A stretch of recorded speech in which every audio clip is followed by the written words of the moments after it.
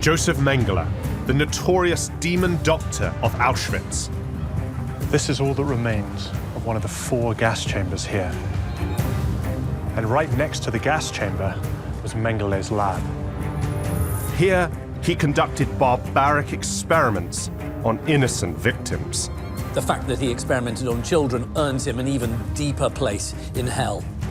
Once he was finished, he murdered his victims to further his twisted pseudoscience. Mengele dissected the bodies and collected the eyes and sent them for research. What so corrupted a medical doctor that he went down in history as the angel of death? Most people from my generation don't understand how over 70 years ago, a small group of Nazis could start a war that killed 60 million people.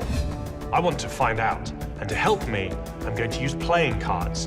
Today, they're used by both the military and law enforcement to help identify their targets.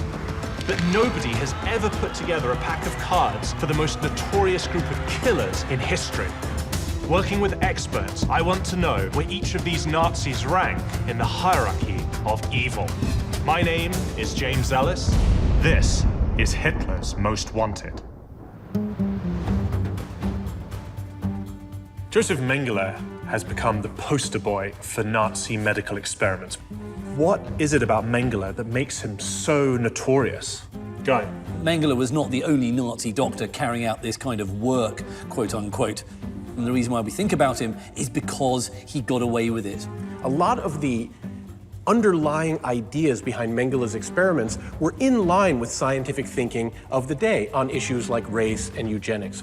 What was not in line with the scientific thinking of the day were the practices. Well, there's no question that his work was unethical. But one of the things we need to consider is the distinction between the ethics of the science and the validity of the science. They're not the same thing. We can have very ethical science that is conducted poorly, and we can have scientific research that's conducted very well, but it's completely unethical. What we really need to consider is the extent to which Mengele's science is either ethical or valid, and it may be neither. His job is supposed to be saving lives, yet he's carrying out some of the most horrific atrocities that the Nazis committed. What is it that allowed him to do that?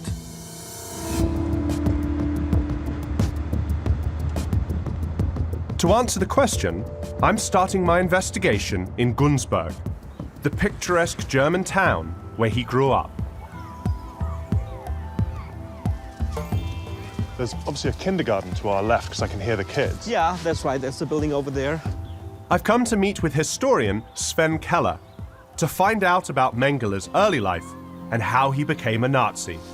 This is a children's playground. Yeah, the Ruth Mengele playground, actually. So it's named after a member of the Mengele family? Yeah, it's named after the wife of one of the brothers of Josef Mengele. Locally, the Mengele family was always known for their largesse, for making social donations, like many well-to-do families. Since the early 20th century, the Mengeles have been one of the most important benefactors in town, and several local landmarks bear the family name. Is it just me, or is it really creepy that there's the Mengele name stamped onto this children's fort in a playground named after a member of the Mengele family, and Josef Mengele carried out heinous experiments on children in Auschwitz? Well, I'm actually with you there. What makes it especially creepy for me is that there's a Jewish woman from Auschwitz who suffered from experiments from Mengele. Mengele kept her from feeding her newborn child in order to see what would happen to the child, how long it could live until it starved. In the end, the Jewish woman thwarted Mengele by silently killing her own child at night. This Jewish woman bore the same name, Ruth, as Ruth Mengele. This connection, that's something I can't get out of my head. It's absolutely horrifying. Yeah. So obviously the Mengele family are a big deal in this town. Can you tell me a bit more about them? this was a very respected family. They came up from nothing. They were like self-made men. That was something that people admired. Josef Mengele was born in 1911 into a conservative Catholic family. His father, Karl, ran a successful farm equipment company that grew to become the second largest employer in town. And what was Josef Mengele like as a kid? What do we know about him?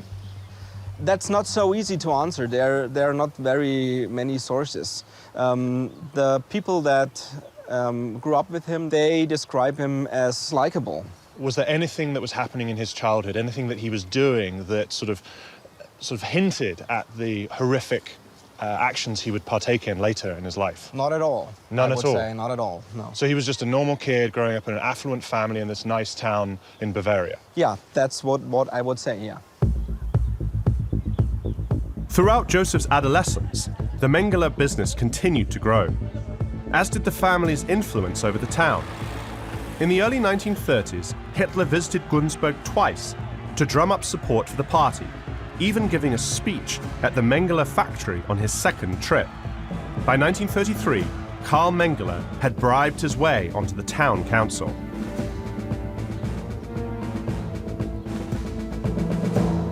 So this street is named after Josef Mengele's father. That's Josef Mengele's father, yes. I can't think of another notorious Nazi whose family name exists on a street sign. I mean, why wouldn't they just get rid of it now? Yeah, this is this very complex relation the town has with this family. Yeah.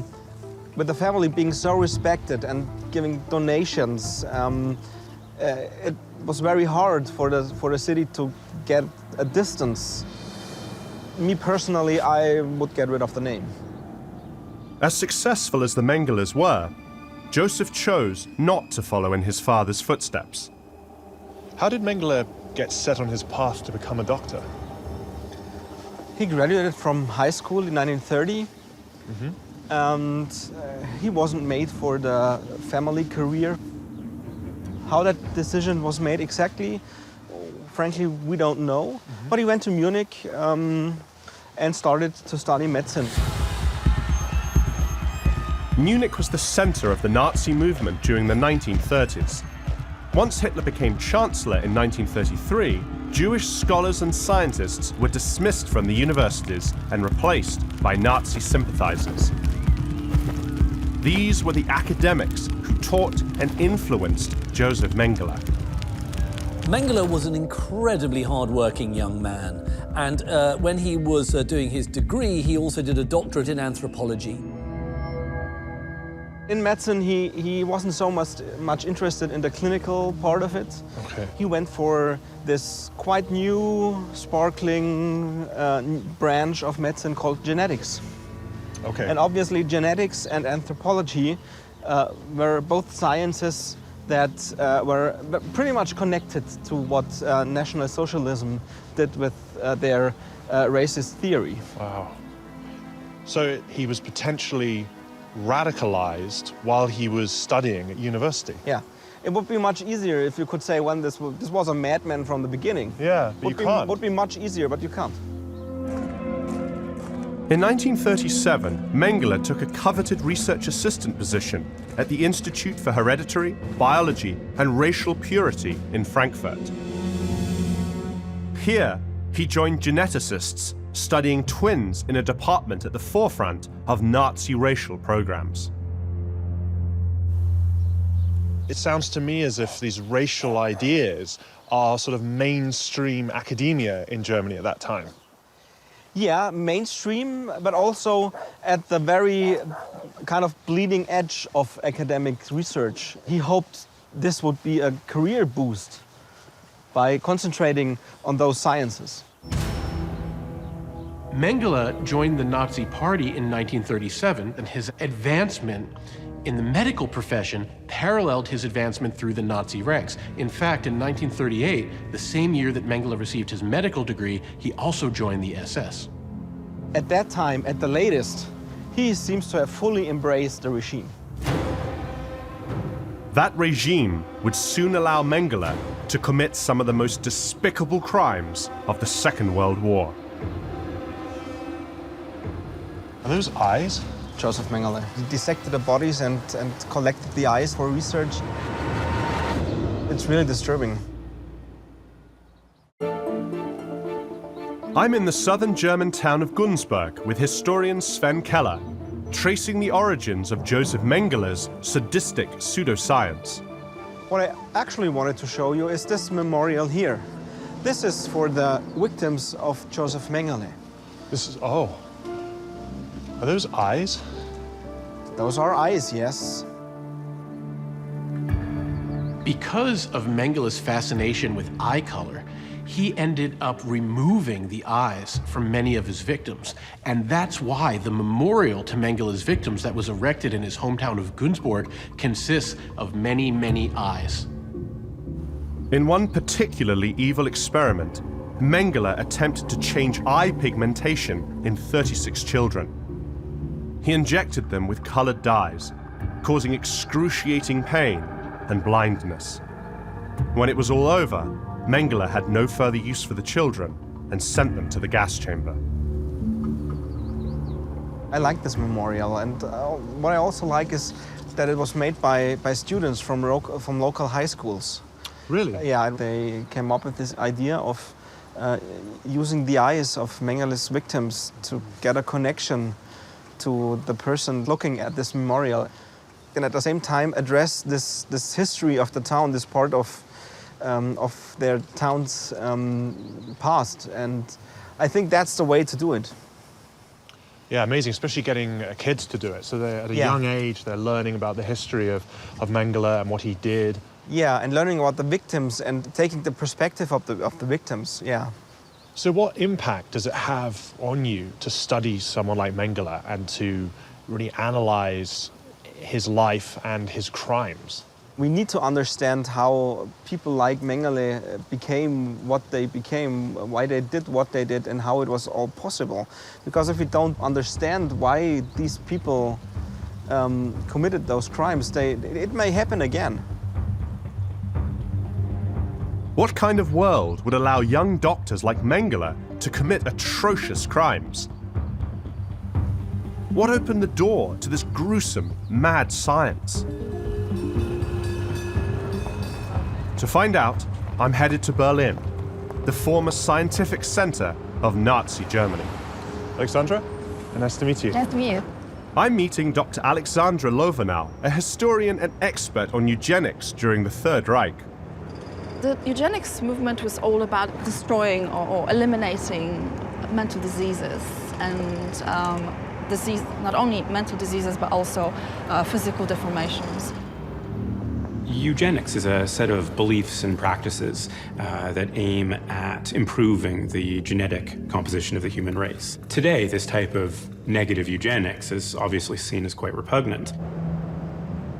In the 1930s, the Nazis turned to eugenics to help realize Hitler's dream of a master race. They started by weeding out so-called defective Germans. Less than 6 months after Hitler took power, any German who was disabled, mentally ill, or diagnosed with a hereditary disease was forced to undergo sterilization. So about 400,000 people were sterilized. Mentally ill people were not allowed to reproduce, to have babies. But preventing so-called worthless Germans from having children wasn't enough for the Führer. Not only did the Nazis want to stop mentally and physically ill people from reproducing, they wanted to eliminate any need to spend resources on caring for them. The Nazi government decided that it simply is too costly to keep them alive. Therefore, they should be murdered. Yes. They started with children below 3 years old. Who was killing the children? These were physicians. Mengele is very much part of the kind of Nazi medical community, which actually thinks that anybody who is disabled or quote-unquote defective in some way should be put to death. In 1939, Hitler ordered gas chambers added to 6 designated institutions.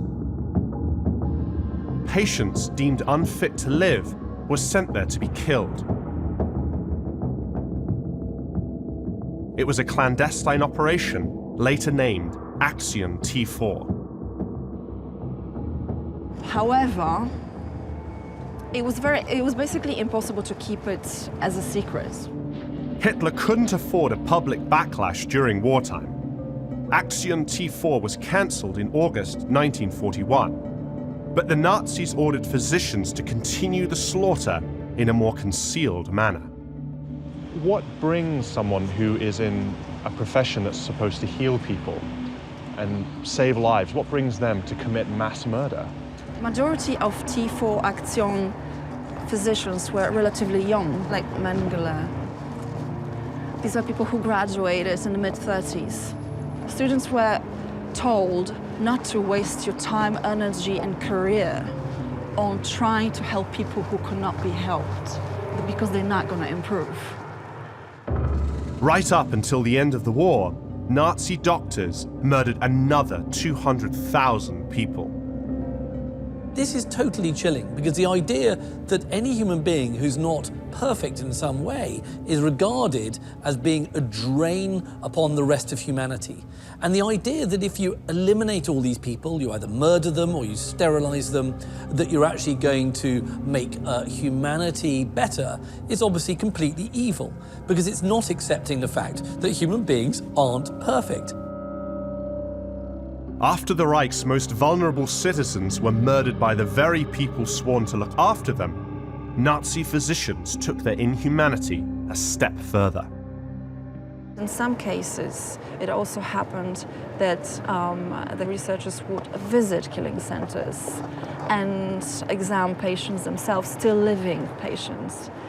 And if they found someone interesting, the brain of that person would have been delivered. You're saying they would select someone and say, you know, I want to examine that person's brain. And so that person was murdered in order for them to conduct experiments on their brain. Yes. And in fact, it was seen as a great opportunity, a never-ending source of research material. That's horrifying. It is indeed, yeah. So that makes the euthanasia action even worse, and the involvement of researchers who were conducting scientific research on the brain makes them killers. A lot of doctors were particularly enamored by the racial pseudoscience and phony ideology of the Nazi Party, because it blended in very well with a lot of kind of medical opinion at the time. Mengele's scientific interests were never separate from the theories of racial science that were mainstream at the time, and specifically from Nazi ideas of racial hygiene. This was the world Josef Mengele stepped into as an aspiring young doctor. He would soon embrace the Nazis' inhumane ideology with a chilling zeal. He had absolutely no human feelings towards these children.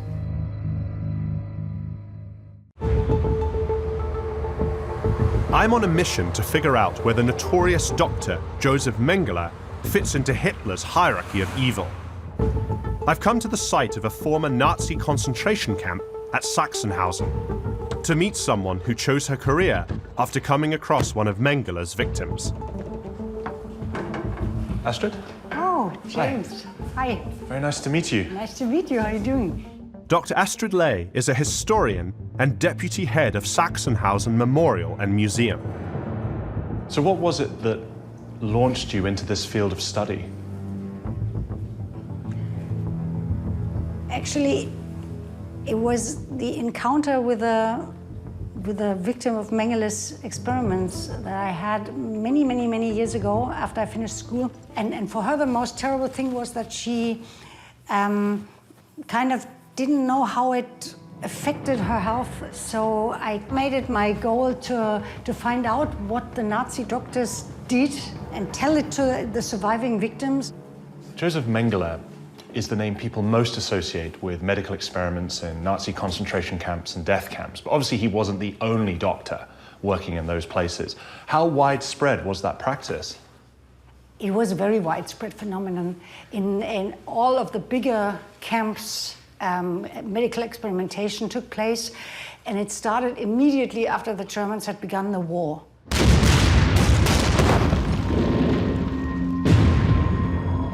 The Nazis also encouraged medical experimentation to support the war effort.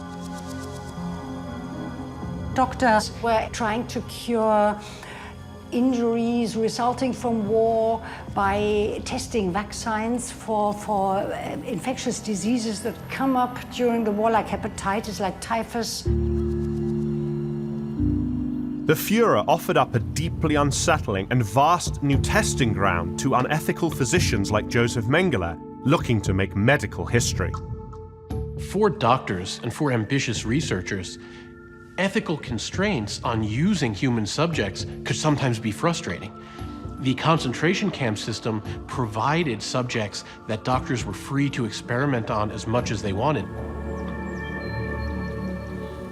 What sorts of medical experiments were taking place here? At that time, hepatitis was not known like we know today, being a viral infection. So one doctor, what he did is that he went to Auschwitz, he selected with Mengele 11 Jewish boys. The boys were transferred to Sachsenhausen.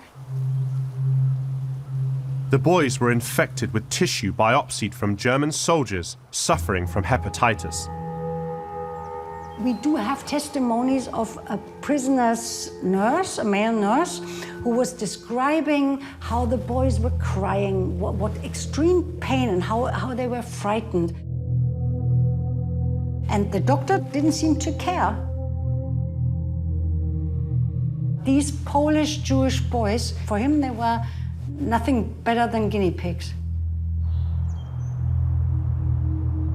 During the war, a grisly array of medical experiments was conducted across 8 of the largest concentration camps. How could a doctor whose job it is to care for people, how could they be so cruel? Yeah, this is what we really don't understand. It shows an extreme ability to distance yourself from the suffering of your victim. And you can only do that when you don't consider this person being a human being. Empathy is the ability to feel what another person is feeling. If you feel sad when you see another person sad, or you get scared when you see another person who's scared, that's empathy. It's quite clear the Nazis didn't feel empathy because they dehumanized their victims to such an extent that they didn't feel empathy for those people. The appalling way in which these experiments were conducted ultimately did next to nothing to advance medical science, except in a small handful of isolated cases. Today we know that hepatitis is a viral disease because of this experimentation. That's really disturbing. So the medical experiments were both for helping soldiers on the front line, but also as part of justification for Nazi racial ideology. Yeah, definitely. Josef Mengele would take this ideologically based research to another horrific level. Mengele was interested in heredity. And at that time, a way to study heredity, to see which characteristics were environmental and which were inherited, was to look at twins. And I'm guessing that twin research, was that something that was specific to Mengele, or was that something that was being done in the wider scientific field at that time? It was something that was very acknowledged, and Mengele was, actually, he was not a nobody. He was one of the leading geneticists. In 1938, Mengele, in a book review he wrote about a twin study, he said, the biggest problem we have is that we can never dissect twins at the same time, because twin couples hardly ever die at the same time. So this is why he became a concentration camp physician. He went to Auschwitz because in Auschwitz he would have the chance of experimenting on testing, examining more twins, and he planned to later write about it, use it in order to make his scientific career. To find out what exactly Josef Mengele did to make his scientific career, I need to go to the place most synonymous with his cruel legacy. He used to visit the children with some sweets he was bringing just for them.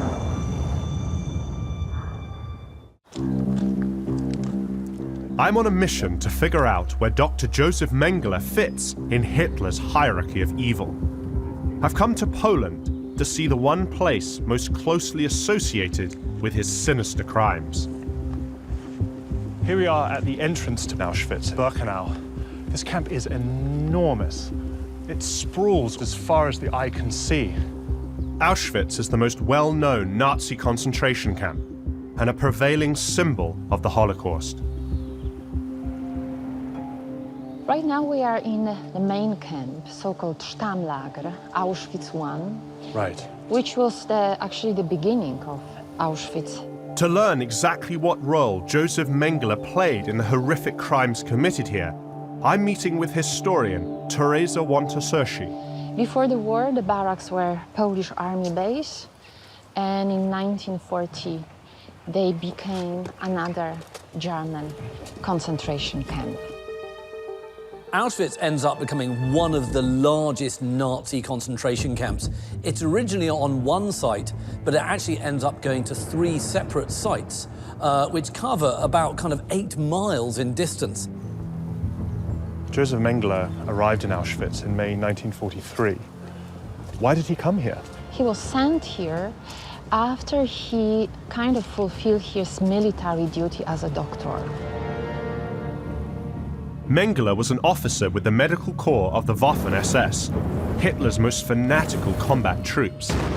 He was wounded on the Eastern Front in 1942, and after recovery, requested a post to Auschwitz. Josef Mengele was one of quite a few doctors at Auschwitz. When the trains came into Auschwitz, it was the job of one of these SS doctors, including Josef Mengele, to select the Jews as to who was going to go to the gas chambers and who was still fit enough to work. He literally was just going left, right, and whichever way you went determined whether you were going to be dead in a matter of minutes or whether you were going to live another day and maybe survive a few weeks until you were worked to death. So that was one of his primary roles. His other role was to use Auschwitz as an experimental laboratory to conduct his very twisted pseudoscience. Doctors like Mengele regarded a body of human people as essentially just that, a body. And if you could kind of excise the cancerous part of that body, i.e. the races you regard as being infectious, unclean, diseased, such as Jewish people, then you'd be doing the body itself a favor. Here, they started to send families. They started to send children. So having families meant to have the twins and triplets together for the experimentation. The exact purpose of Mengele's research on multiples is still unclear, but it's widely believed he spared twins from the gas chamber because he hoped to find in them the secrets to genetically engineering Hitler's master race.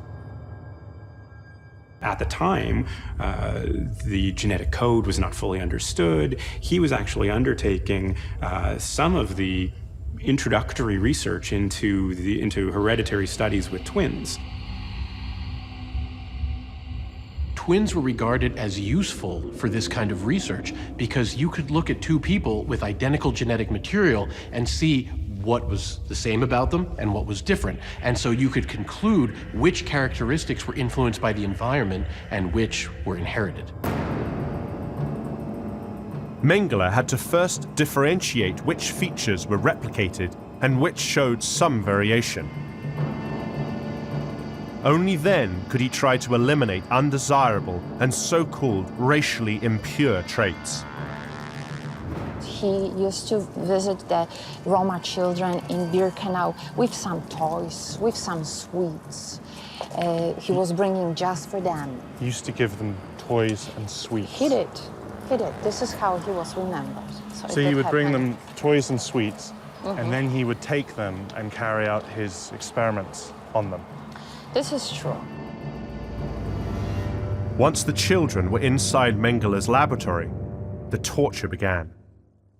Crude surgeries, painful tests, needless amputations, wounds deliberately infected, and exposure to fatal disease were all routine. Mengele was completely devoid of human feeling while he was conducting experiments that he thought were in the name of scientific progress, but he didn't care that they were incredibly cruel and inflicted untold suffering on his victims. Scores of Mengele's victims died before he even finished experimenting on them. Those who survived rarely fared better. For the very last step, the children were killed. So this is what happened for most of the children. So after they'd been experimented on by Mengele, they were killed, and then someone conducted an autopsy on their bodies. This is correct.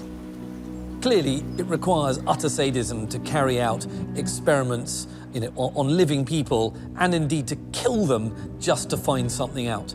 There's an appalling story in which Mengele and one of the other Auschwitz doctors are arguing about whether a child has got tuberculosis, and Mengele maintains that he has, and the other doctor maintains that he doesn't. Mengele comes back an hour later and confirms that he, Mengele, was wrong. The child didn't have tuberculosis. How has he found that out? He's killed him and dissected him just for the purposes of a medical discussion. The majority of twins at Auschwitz died from Josef Mengele's experiments. Only a handful survived long enough to see the camp liberated by the Soviet army on January 27, 1945. Like many people, I've read about this place. I've seen pictures and movies about it, but I didn't fully get the sheer scale and the extent of the suffering until I saw this place with my own eyes. It's something that I'll never forget. Yet despite his sadistic crimes, the Nazi doctor from hell somehow slipped the net. The fact that after the war he escaped, lived out his life, and there was no public reckoning is incredibly frustrating. I'm in Berlin, meeting with historian Tobias Freimüller to find out what happened to Josef Mengele as Hitler's empire was crumbling. So this is a memorial established in the late 80s. Right. And it represents the deportations mainly to Auschwitz. What happened to Mengele when the Red Army was coming towards Auschwitz? He left shortly before, and then he would travel westwards disguised as a Wehrmacht officer. In June 1945, American forces captured Mengele among some 10,000 German troops on the run in Saxony. They scanned the POWs for Waffen-SS tattoos, but when Mengele had joined the SS, he decided not to get one. So he was released under a different name. He started working as a farmhand in southern Germany for quite a long time. Then the world began to learn of the barbaric crimes committed by Nazi doctors. All of the defendants herein unlawfully, willfully, and knowingly participated in plans and enterprises involving the commission of war crimes and crimes against humanity. There was actually a doctor's trial held in Nuremberg where doctors who had committed atrocities in the service of Nazism were put on trial. Mengele knew he had to flee. He hotfoots it down to Argentina, which is probably the most popular retirement destination for former Nazis. Mengele lived under an alias for several years in Buenos Aires. Then in 1958, he married his brother's widow, a major shareholder in his father's company. In order to do so, he needed his real name and his real passport and his real identity. And so he went to the German ambassador in Buenos Aires and got his German passport with his real name. You could find his name in the telephone book of Buenos Aires, and he lived there under his real name, yes. And he obviously at that point wasn't frightened that People were going to track him down. Absolutely. Nazi hunting was carried out by the Allies for about 3 to 4 years, and then they stopped doing it because they ran out of inclination and indeed the ability to launch tens of thousands of manhunts. You know, it would be taken decades. And at what point did people start trying to track him down and bring him to justice? In the late 50s, finally, there was a warrant of arrests issued out. In 1960, Israel's intelligence service, the Mossad, captured Adolf Eichmann in Buenos Aires. They set out to capture Mengele during the same operation. Spooked, Mengele fled to Paraguay, but the Mossad stayed on his trail, so he slipped over the border into Brazil. From that point on, his life became much less comfortable. He had to change his houses a couple of times. For more than 3 decades, Mengele's relatives in Günzburg had been complicit in helping the Nazi fugitive. They provided financial aid and denied knowing his whereabouts. Only his son was willing to confront his father about his crimes. And when his son visited him in the mid-70s, he asked him about Auschwitz and he asked him about what he did. And the son later reported that his father did not show any insight, that he would still say that it was correct what he did and it was right what he did, and that there's no need to apologize for anything. And that's why his son then traveled back to Germany and never get back to him. Really? So his son was so horrified by his father's, not only his crimes, but the way he justified those crimes, that he cut off exactly communication with him. And the father obviously had hoped that he could convince his son that he did the right thing back then. And how did he die? He had a stroke, but it took another 6 years until it was finally officially proved that it was him, that he was actually dead. Mengele is only hunted properly in 1985, around the time of the 40th anniversary of the kind of end of Auschwitz, which was in January 45. That's when German police raided the home of Mengele's childhood friend in Günzburg and found evidence of the doctor's death.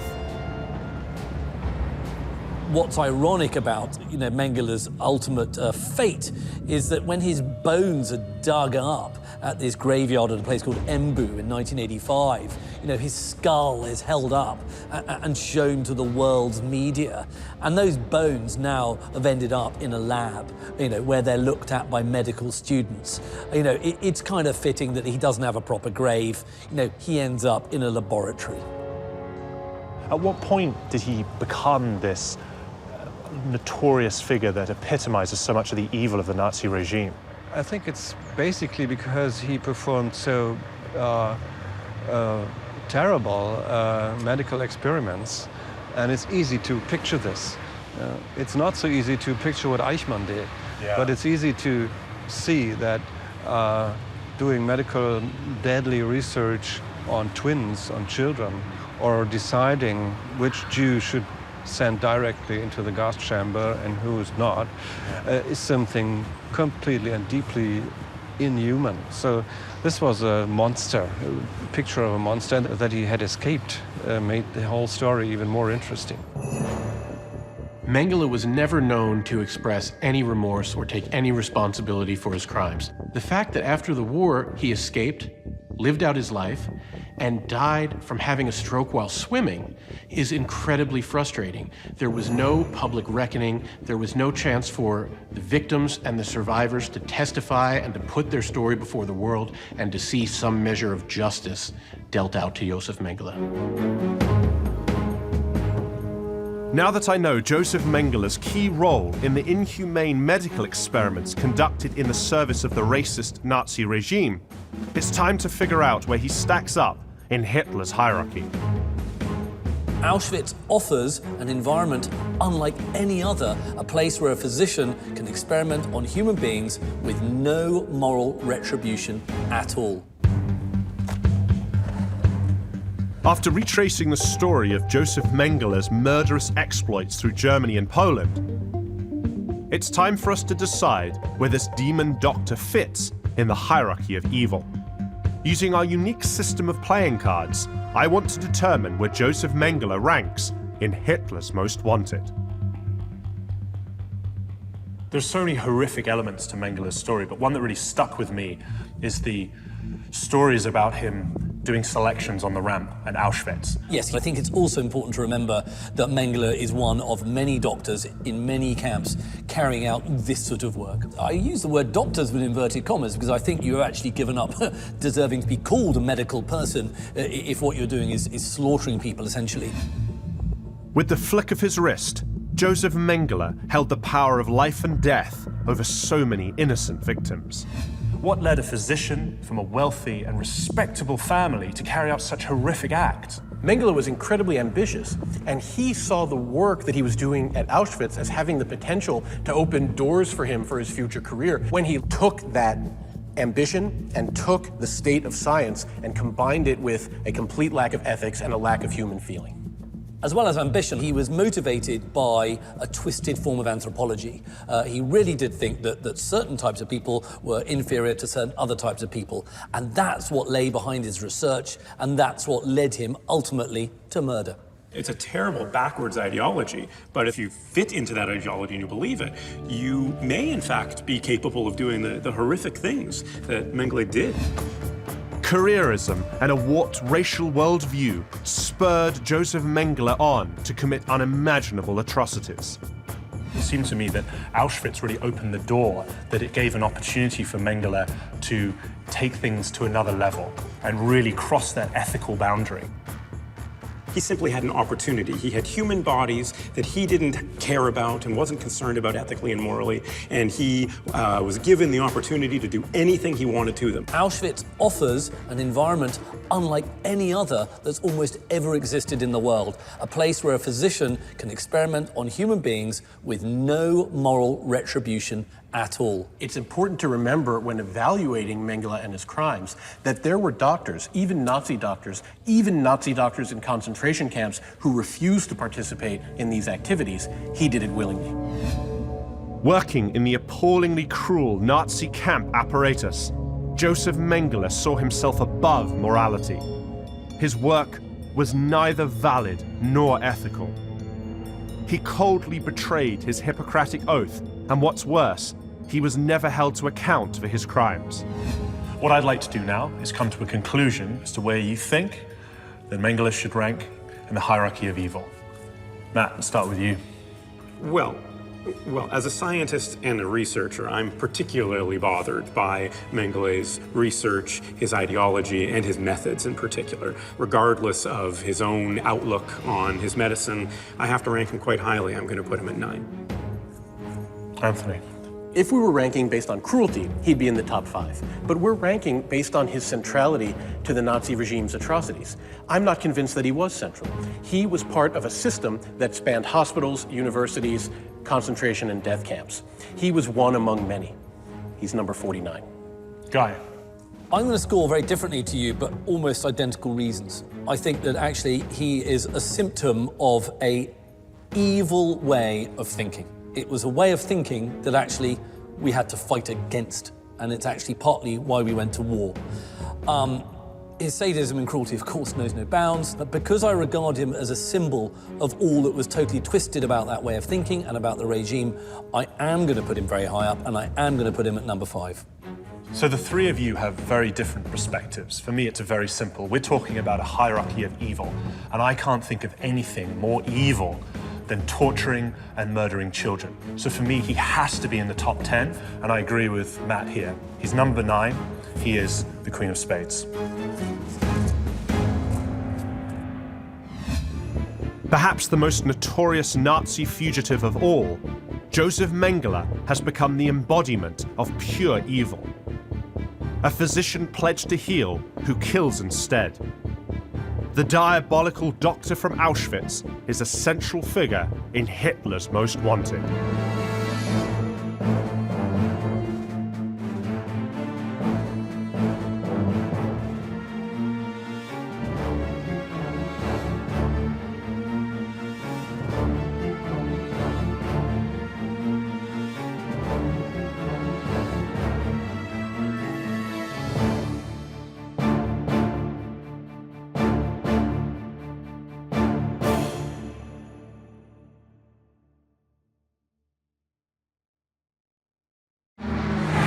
Karl Dönitz, Hitler's ruthless naval commander.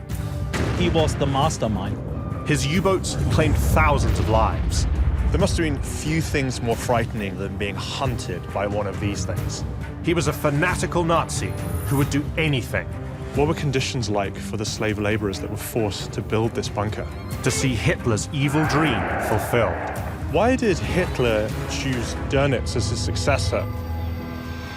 Most people from my generation don't understand how over 70 years ago, a small group of Nazis could start a war that killed 60 million people. I want to find out, and to help me, I'm going to use playing cards. Today, they're used by both the military and law enforcement to help identify their targets. But nobody has ever put together a pack of cards for the most notorious group of killers in history. Working with experts, I want to know where each of these Nazis rank in the hierarchy of evil.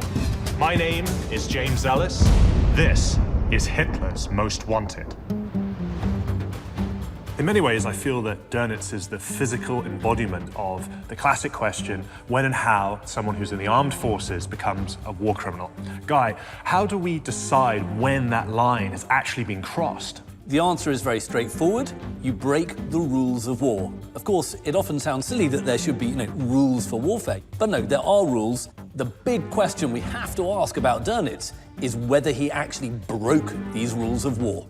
Matt, I think this calls out for a question here, that if you're in the armed forces, killing is an integral part of your business. How does that affect your morality?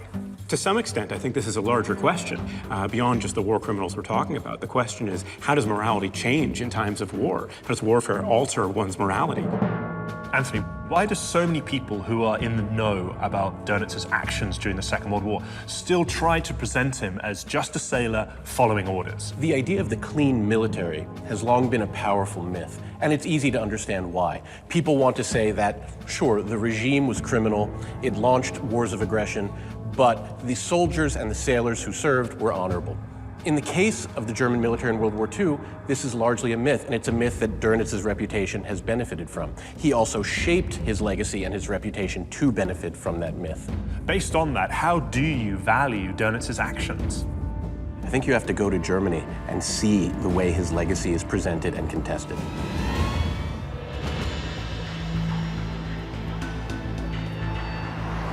I'm on my way to Munich, to the Deutsches Museum, one of the world's biggest collections of historical technology. It's home to some unique artifacts that are the perfect starting point for my investigation.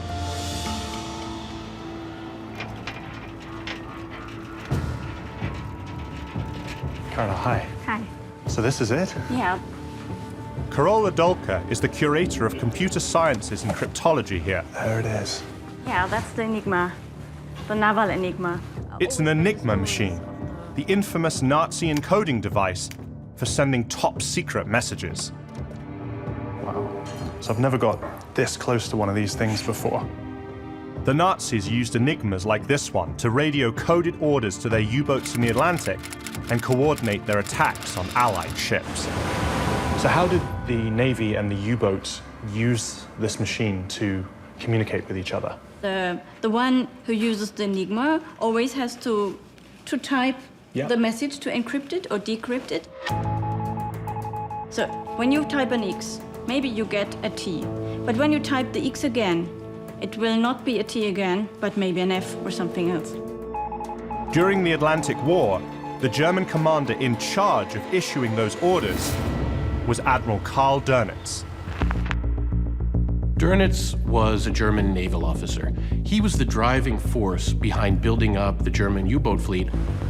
Dönitz masterminded Nazi Germany's submarine warfare. It was he who realized quite how effective submarines would be in essentially blockading Britain and starving her of vital supplies from Canada and the United States. Dönitz survived the war and was arrested by the Allies, who put him on trial alongside 21 other prominent Nazis at Nuremberg. He was indicted on 3 counts, including multiple conspiracy charges, waging a war of aggression, and committing crimes against the internationally recognized laws of war. I'll give you one more opportunity of answering my question. Ja, das weiß ich nicht. Dönitz was absolutely defiant at Nuremberg. He thought that he was simply a senior armed forces officer who had just been doing his job. He was just a sailor. He's not very well known among the general public. When people have heard of Dönitz, there's a tendency to think of him as an apolitical career military man rather than somebody involved in war crimes. But if he really was just an officer following orders as he claimed, then why was he tried as a war criminal alongside top Nazis like Hermann Goering? Who exactly was Hitler's Star Admiral? My search for an answer begins with this. It's a U-1 submarine, the German Navy's very first model, and the standard training vessel when a young Karl Dönitz joined the U-boat corps during the First World War. So this is obviously the engine room. These things are definitely not built for people my height. Just imagine how hot it would have been. So claustrophobic. And loud, too. You have to remember that U-boats and submarines were a relatively new form of warfare. You were hiding under the waves, popping up, destroying things, and then slipping away into the deeps and the darkness. This is the torpedo room, the business end of the U-boat. During World War I, Dönitz became convinced that the submarine was essential to future naval battles. He wasn't as interested in surface ships as he was in submarines, and he began thinking about how to build up Germany's submarine fleet. Dönitz's U-boat was sunk by the Allies in the Mediterranean in 1918. He survived and saw the end of the war in a British POW camp.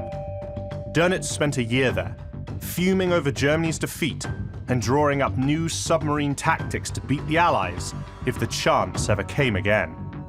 He's preparing for wars and battles that he wants to fight. He wants to get in amongst the thick of it again, and he wants to give the Allies a real hammering. Dönitz was dreaming of the day Germany's U-boat corps would return and redeem itself in battle. This is the Laber Naval Memorial, just outside the city of Kiel on Germany's north coast. Wow, amazing at the size of this thing. It's impressive, isn't it? Yeah, it's absolutely huge. Yeah, it rises up to 85 meters above sea level.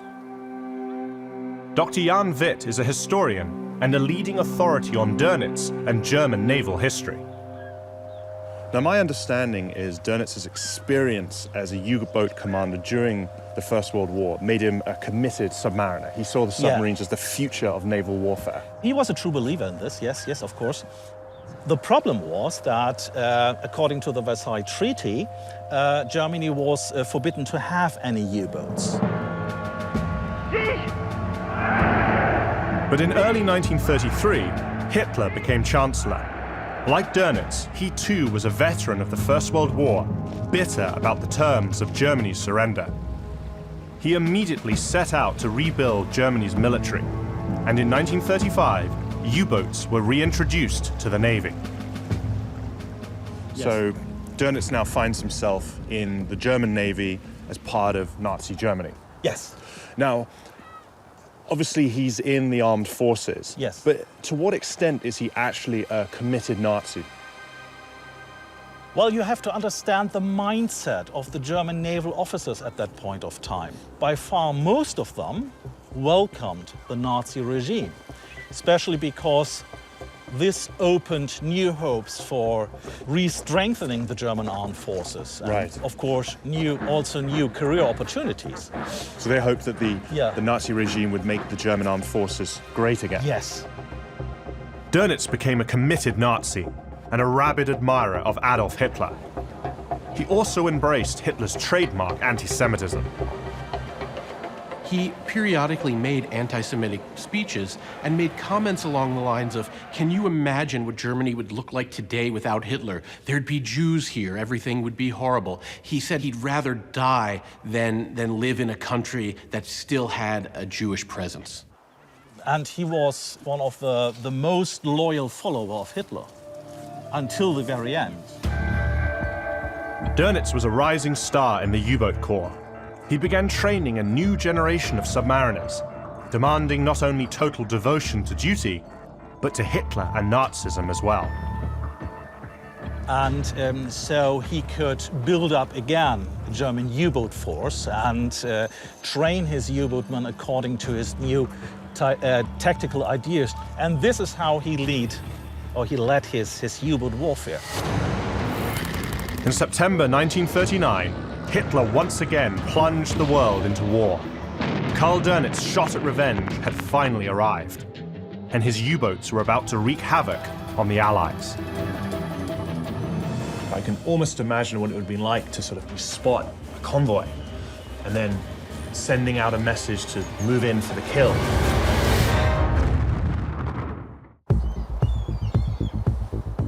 I'm on a mission to determine where Nazi submarine commander Karl Dönitz ranks in Hitler's hierarchy of evil. Right now, I'm on Germany's north coast with Dr. Jan Witt, investigating Dönitz's actions during the Second World War. Wow. So that's a real Type 7 U-boat. Exactly, the last surviving in the world. Amazing. Can we take a closer look? Yes, of course. Fabulous. Mind your head. I would definitely be too tall for a U-boat crewman. How many men traditionally served on this type of U-boat? Up to 50 men. 50 men? 50. So you had 50 men crammed inside this tube. That's unbelievable. Oh my God, I can't imagine 50 men fitting in here. 2 toilets for 50 men. 2 toilets? 2 toilets. No showers, and the aft toilet was usually used as a provision store.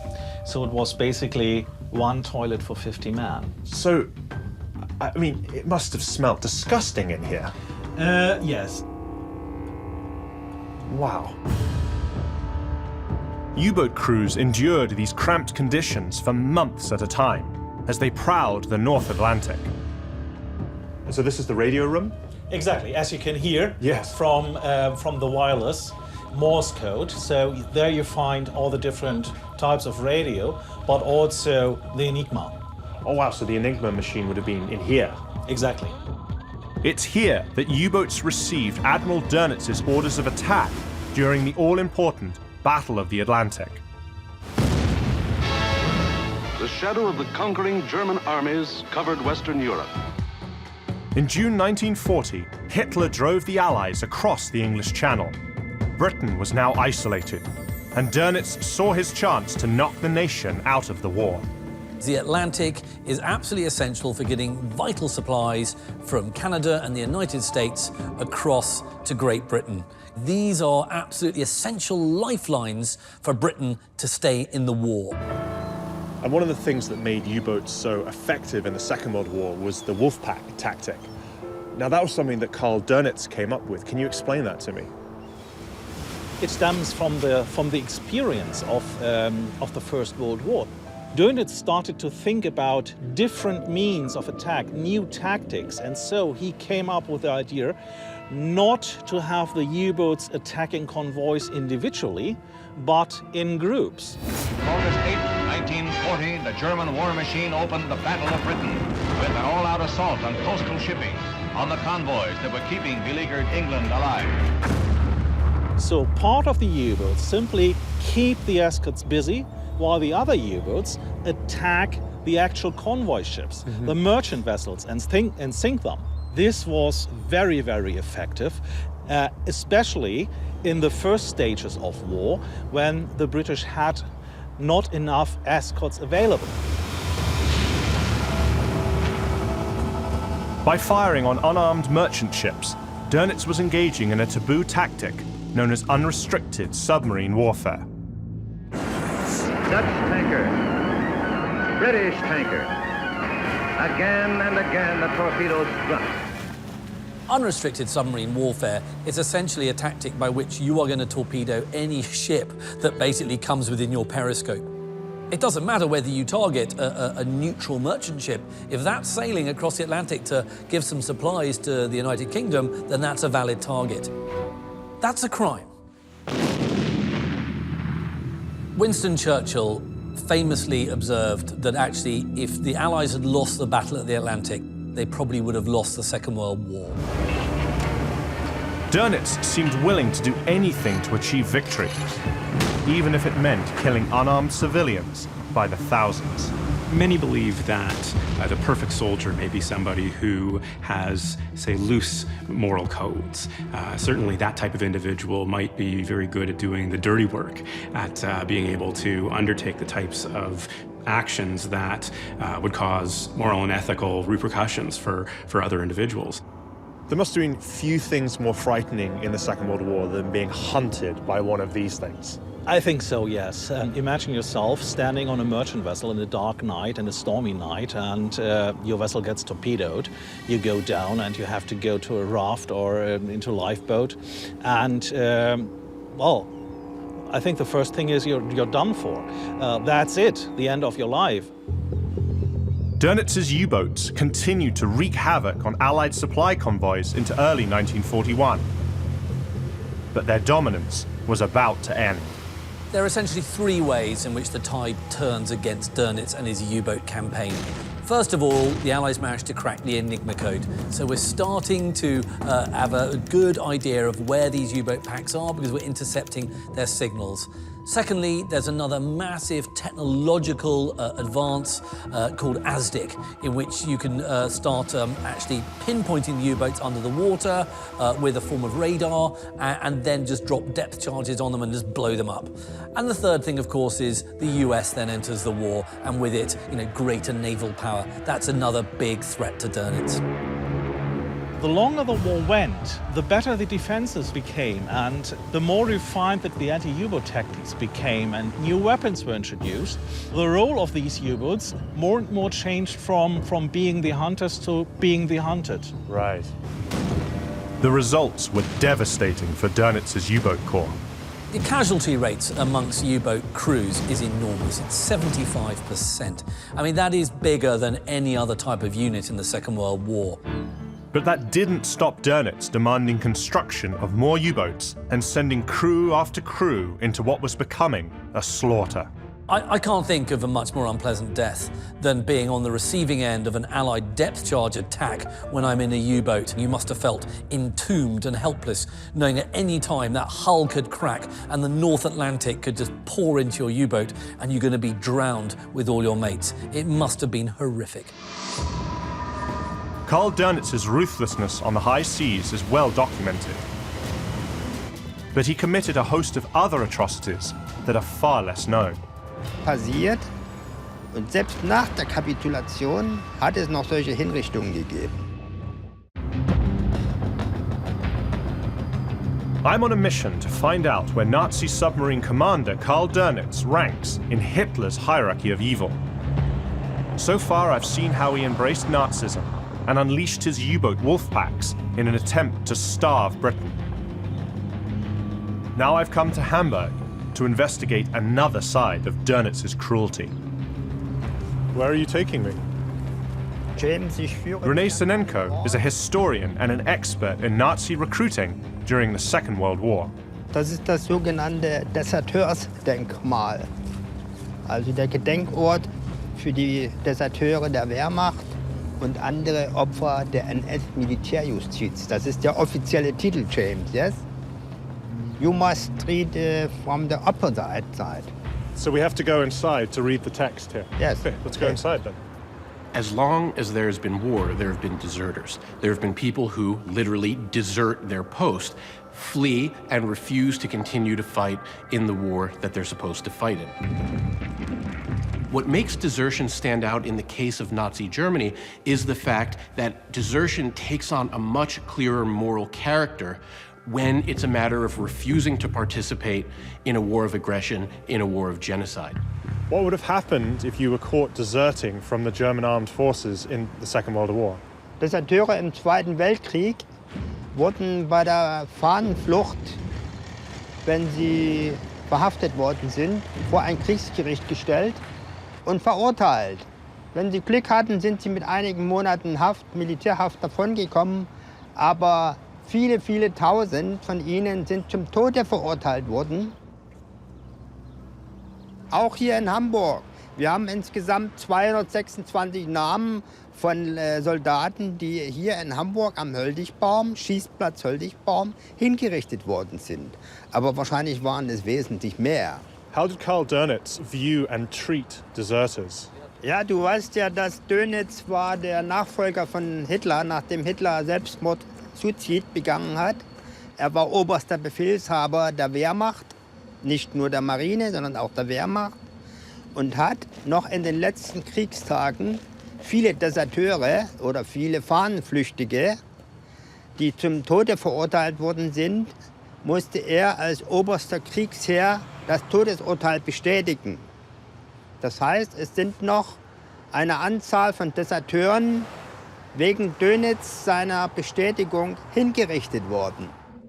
Hitler had issued guidelines for the punishment of desertion, and these guidelines saw some mitigating circumstances. If you deserted out of youthful foolishness, there were ways that you could escape the death penalty. But for Dönitz, this wasn't true at all, and he issued a competing ordinance that called for the death penalty in every case of desertion. Obwohl der Krieg schon fast zu Ende war und in einigen Fällen war die Kapitulation schon passiert. Und selbst nach der Kapitulation hat es noch solche Hinrichtungen gegeben. Dönitz war also ein Scharfmacher, ein Durchhaltegeneral, der unbedingt wollte, dass der Krieg in den Gleisen, so wie Adolf Hitler das befohlen hat, zu Ende geführt wird. Oder das heißt, auch Dönitz selbst hat aus dem Krieg nichts gelernt. Und deshalb sehe ich Dönitz natürlich als Kriegsverbrecher, der er war, sehr, sehr kritisch. But back in 1946, the question of whether Dönitz was a criminal in the eyes of the law had yet to be resolved. That was the job of the International Military Tribunal at the Nuremberg trials. During the proceedings, the prosecution confronted Dönitz with a damning piece of evidence about Nazi treatment of Allied commandos caught behind German lines. It's Dönitz who's enforcing Hitler's commando order, which stipulates that any commandos caught should be summarily shot, executed right there and then. This is a flagrant breach of the rules of war. I asked you yesterday about the secrecy standard of the original Führer order that the shooting of uniformed prisoners acting on military orders must be carried out even after they have surrendered voluntarily and asked for pardon.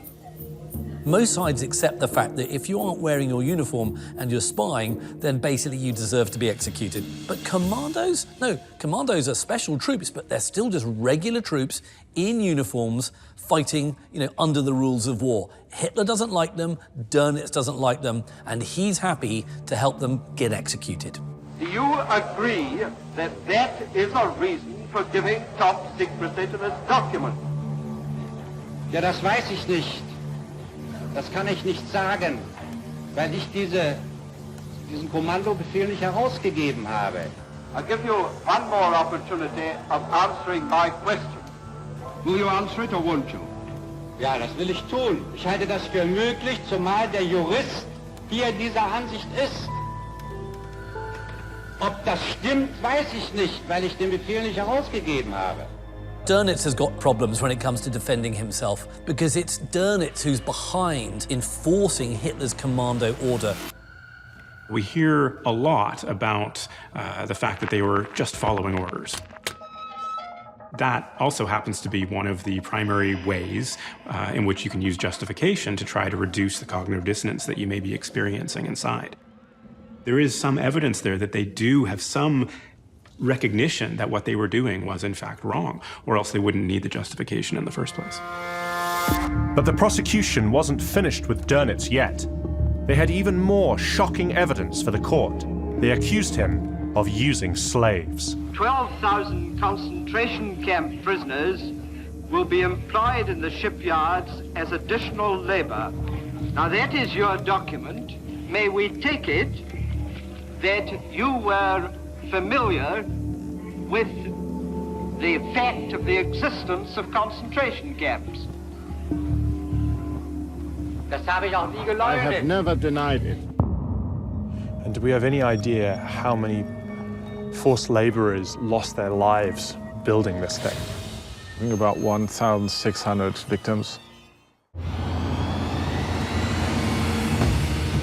My mission to determine where Nazi naval commander Karl Dönitz ranks in Hitler's hierarchy of evil has brought me to the German town of Rechem, near the North Sea coast. Home to this massive concrete bunker called the Valentin submarine pens. What part of the bunker are we in here? We are now at the end of the whole production line. This place was meant to produce submarines on a kind of assembly line. And the last Dr. Markus Meyer is a historian and an expert in Nazi naval history. This place is absolutely ginormous. I'm still trying to get my head around how big it is. Why did they build this? They wanted to build submarines, and they needed a kind of place that was protected from Allied airstrikes. And so they decided to build this huge construction, which should have been bomb-proof, against the biggest bombs they had at that time. By early 1943, the tide of war had turned against the Nazis. Allied bombers were attacking German industrial centers day and night, threatening to shut down arms production. Hitler was looking for anything that could help him strike back. Karl Dönitz was convinced he had the answer, in the form of the powerful new Type 21 submarine. The Type 21 was an attempt to try and take out as many Allied vessels as possible. Exactly. Dönitz was responsible for this project. This was the most important project of the German Navy at that time. And Dönitz was convinced that the Type 21 would win the war, basically, and to sink more ship space than the Allies could rebuild. But to build the Type 21s, he needed a factory safe from the relentless Allied air raids. Dönitz needed a place like this. How big actually is this structure? About 419 meters long. It covers the ground, about 5 soccer grounds. We have walls at the moment at about 4.60 meters, and the roof would have been brought to 7 meters. So the walls are 4.5 meters thick? Exactly, and that should have been thick enough to protect the whole production process against airstrikes. Building a structure on this scale called for a massive labor force. But the vast majority of German men were needed for the war effort. So the Nazis found another way. The key thing about the Valentin bunker is that it was constructed using massive numbers of slave laborers. They were concentration camp prisoners, mainly Soviets and Poles, along with Italian POWs and French conscripts, all shipped to Rechem and forced at gunpoint to build the Valentin submarine pen. 12,000 concentration camp prisoners will be employed in the shipyards as additional labor. Now that is your document. Dönitz used slaves.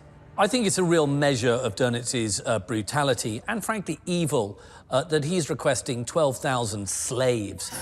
What were conditions like for the slave laborers that were forced to build this bunker? Very bad. They had nearly nothing to eat. The average weight of a prisoner at that time was about 45 kilograms. So say they suffered from having nothing to eat and nothing to drink. They had to do very hard work, carrying sacks of cement about 50 kilograms, so more than their own weight. They were forced to work very quickly. They were heavily guarded. There was nearly no possibility to take a break, just a short break. So it was working nearly 12 hours a day. And after that, you had the life in the camps. also guarded, also bad conditions when it comes to what beds you get and what kind of hygiene standards you have. There were nearly no standards for hygiene. And do we have any idea how many forced laborers lost their lives building this thing? We are talking about 1,600 victims during the 2 years. If they had managed to finish this bunker and the facilities inside it, would that have changed anything? From, I think, autumn 42 on, that was impossible. The Germans could have built boat after boat after boat, but the Americans and the Canadians were faster. So the idea to sink more ship space than the other could rebuild was a fantasy.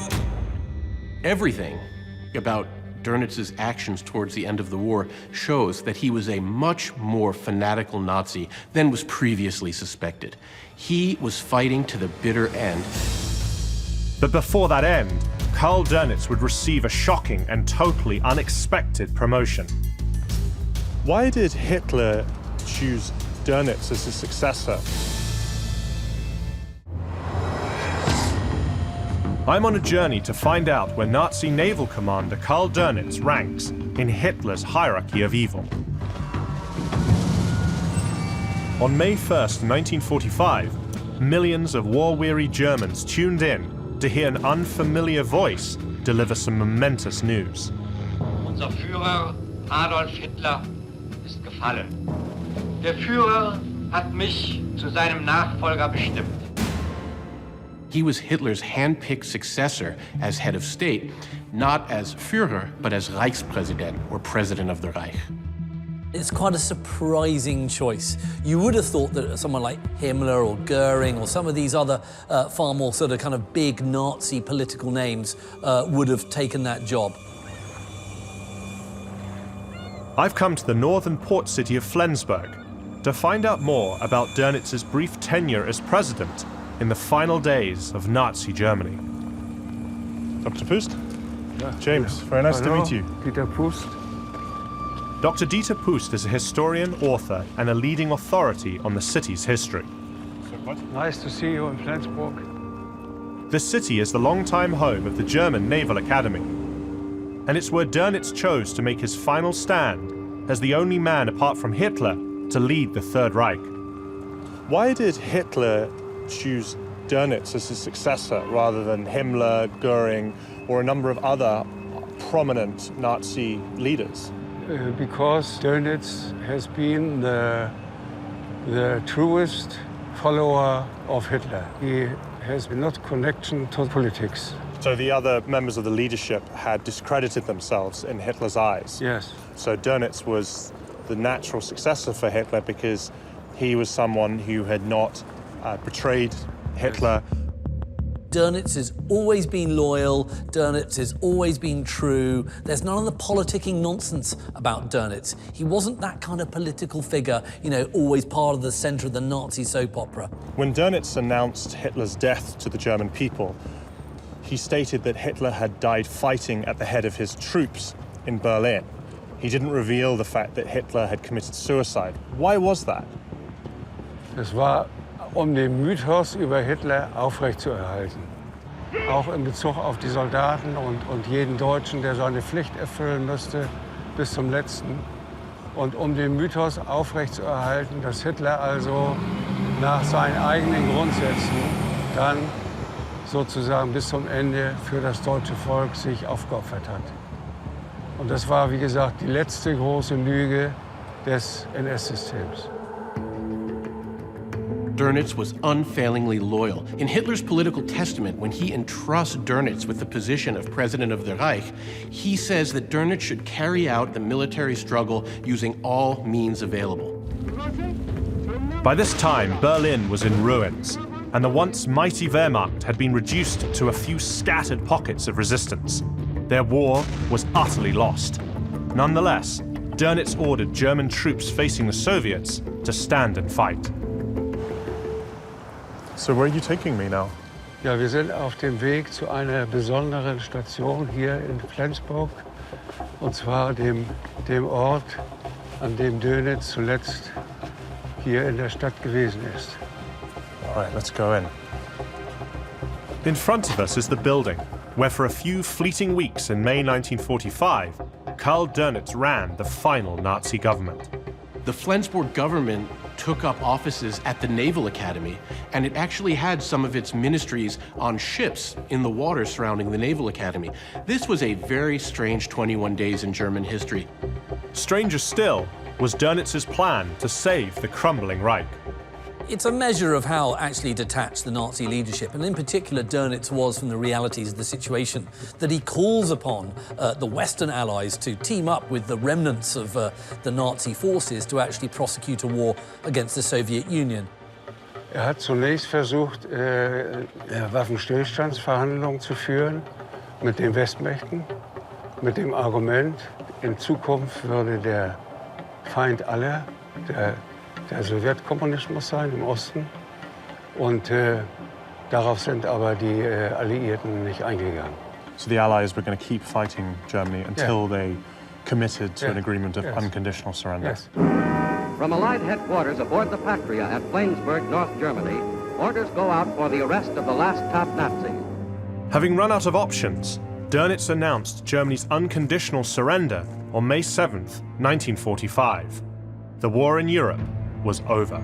Now the Führer of the beaten Third Reich, Grand Admiral Dönitz himself, comes out under Allied arrest. He walks through a tunnel in the Flensburg compound to imprisonment. Und von hier aus erfolgte dann die Überführung der prominenten Gefangenen zum Flugplatz Schäferhaus. Und von dort erfolgte dann die Überführung zunächst nach Niedersachsen und dann schließlich nach Nürnberg zum Nürnberger Prozess. So you're telling me that after Dönitz was arrested, he would have stood right where I'm standing here? Ja. Wow. Hat sich dann noch beschwert, dass nicht richtig als Militär in Uniform und so weiter zur Kenntnis genommen wurde von den Alliierten, die ihn dann abgeführt haben. And he stood here when it had all ended for him, that he had been arrested, his time as the leader of Germany was over, and after this moment, it was really just a short while before he was going to stand trial at Nuremberg. Dönitz est inculpé des crimes faits par les premiers, deuxième et troisième chefs de l'acte d'accusation. On October 15th, 1946, after nearly a year of testimony, the Nuremberg verdicts were read, and Karl Dönitz learned his fate. Dönitz was indicted on 3 counts: conspiracy to commit crimes against peace, waging a war of aggression, and crimes against the laws of war. He was found not guilty on the first count, but convicted on the second 2. Dönitz was found guilty of committing heinous war crimes, but while many of his fellow Nazis were sentenced to hang, he received just 10 years imprisonment. I think Dönitz's sentence was far too short. I think he got lucky because he had a decent lawyer. And what's very difficult when you're prosecuting a man like Dönitz is that if you start accusing him of waging unrestricted submarine warfare, then you better be sure that your own side hasn't done the same thing. And Dönitz's lawyer had actually got an affidavit from the US naval commander Nimitz to say that he too had engaged in a similar type of warfare. And this is what Dönitz can rely upon for his defense. He's going to say, yeah, maybe I did something bad. But so did you, so why are you prosecuting just me? Standing here with Dieter on the very spot where Dönitz was taken into custody, I'm left with one last question. After the war, did Dönitz ever express regret or remorse for the crimes he committed? He said he has only so gewesen, dass danach die Pflicht erfüllt hat und insofern sich keinen Grund gesehen hat, sich da zu entschuldigen oder. Karl Dönitz was released in 1956, the first of the major Nazis serving time to be set free. He died in 1980 at age 89. Now it's time to find out where Dönitz ranks in Hitler's most wanted. He is up to his neck in crimes against humanity. My journey has given me new insight into Karl Dönitz's fanatical belief in Hitler and Nazism, and revealed the truth about his use of slave labor in a pointless attempt to prolong the war. It's also demonstrated his complete lack of any remorse. Now it's time for us to decide where he should sit in the hierarchy of evil. Using our unique system of playing cards, I want to determine where Karl Dönitz ranks in Hitler's most wanted. At Nuremberg, Dönitz is sentenced to 10 years in prison. Do you think that's fair for his actions during the Second World War? No, I think it's pitiful. There were submarines operating with utmost ruthlessness against merchant shipping. Many innocent men, women, and children were sent to their deaths by Dönitz's men on his orders. So, as far as I'm concerned, he is up to his neck in crimes against humanity. The place that I went to that had the biggest impact on me was the Valentin U-boat bunker. This was a structure that was built under Dönitz's orders by slave labor, and construction started at a time when the war was already unwinnable for Nazi Germany. What the building of that bunker shows is that you really can't separate the military and what it did from the human rights violations and other atrocities of the Nazi state. It's a U-boat bunker. It's built with slave labor. Dönitz has unclean hands in the crimes of the Third Reich, and you see it in the building of that bunker. One of the advantages Dönitz has as a sailor is that the Third Reich's Navy, of course, is not directly involved in the Holocaust in the same way as the Army and the SS and all these other apparatuses of the Nazi state. And it's that distance, or perceived distance, that makes Dönitz look a little bit cleaner than other Nazis. Matt, given Dönitz's actions during the Battle of the Atlantic and his willing use of slave labor, what does that say about his morality? Well, the average soldier's sense of morality is going to shift to some extent in times of war. There's no question about that. And yet, Dönitz's actions do seem to go far beyond what would be considered to be a normal shift in morality. His behaviors are certainly immoral. And that relatively light sentence had a detrimental effect on the process of reckoning in post-war Germany, because it allowed Dönitz to retire and to write his memoirs and to peddle his narrative of who he was and what he did. Well, that seems to be evidence of a denial of responsibility.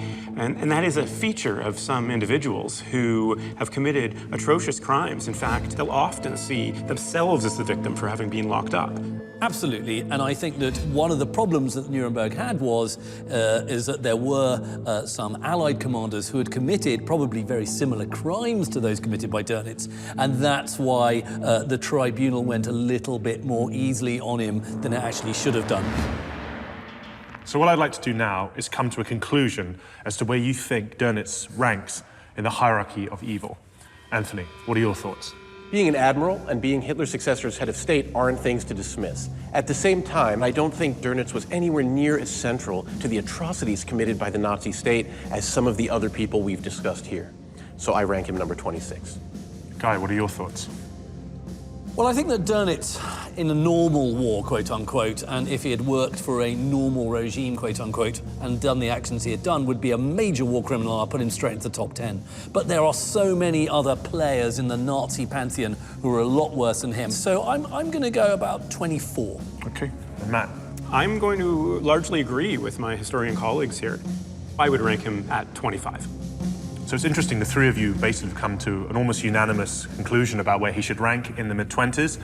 Matt, I have to agree with you. I think 25 is where he should be ranked. He's therefore the 8 of spades. Karl Dönitz was a fanatical Nazi whose tactics and orders claimed thousands of innocent lives. As Hitler's successor, he tried to prolong the war. For that, he ranks 25th among Hitler's most wanted.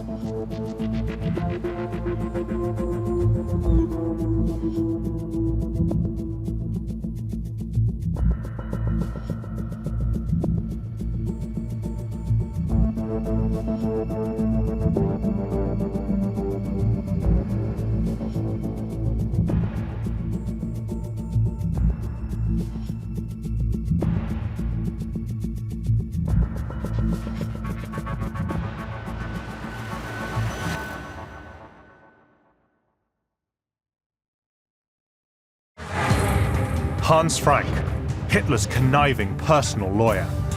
He saw the law as a means to power. He twisted the legal system to sanction the Führer's crimes and enslaved a nation. I despise him. Under his tyrannical rule, millions of Polish Jews were sent to the gas chamber.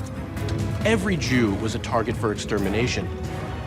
What turned a cultured lawyer into the monster known as the Butcher of Poland.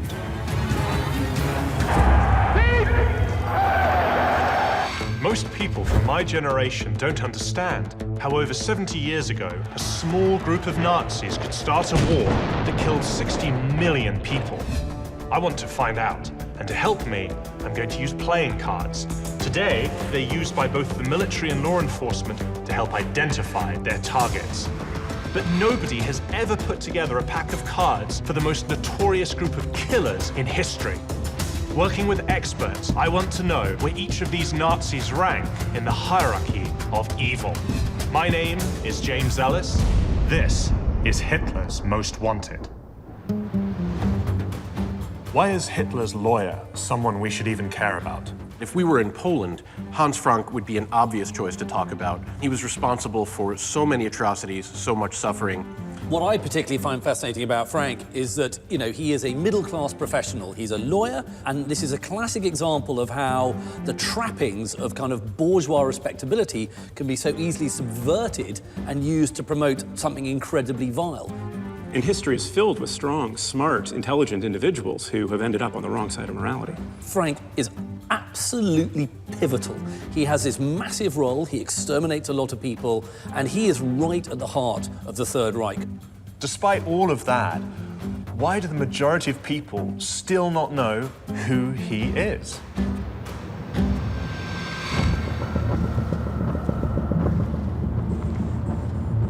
To answer the question, I've come to Germany, to the small town of Ecklach, northwest of Hamburg. So Nicholas, tell me, what do we have here? Some pictures. This first one is Hitler before he took over power in Germany. My father was his personal liar between, I would say, 28 and 33 of the last century.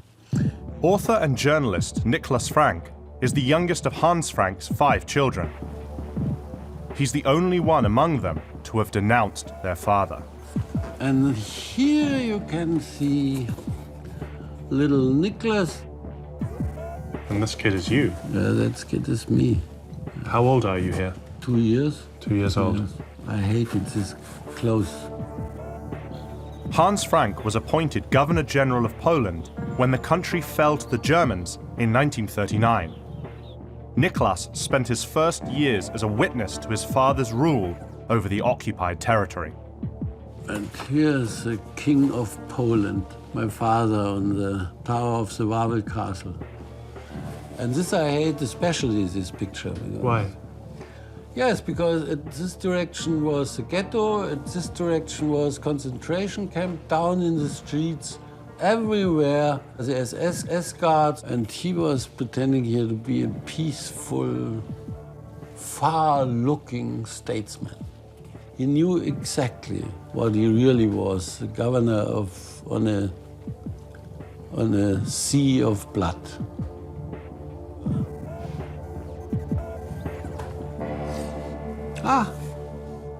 Before his death, Hans Frank wrote a note to each of his children inside a small book of prayers. And here's the inscription. It was written on the 18th of September 1946. And what does the message roughly say?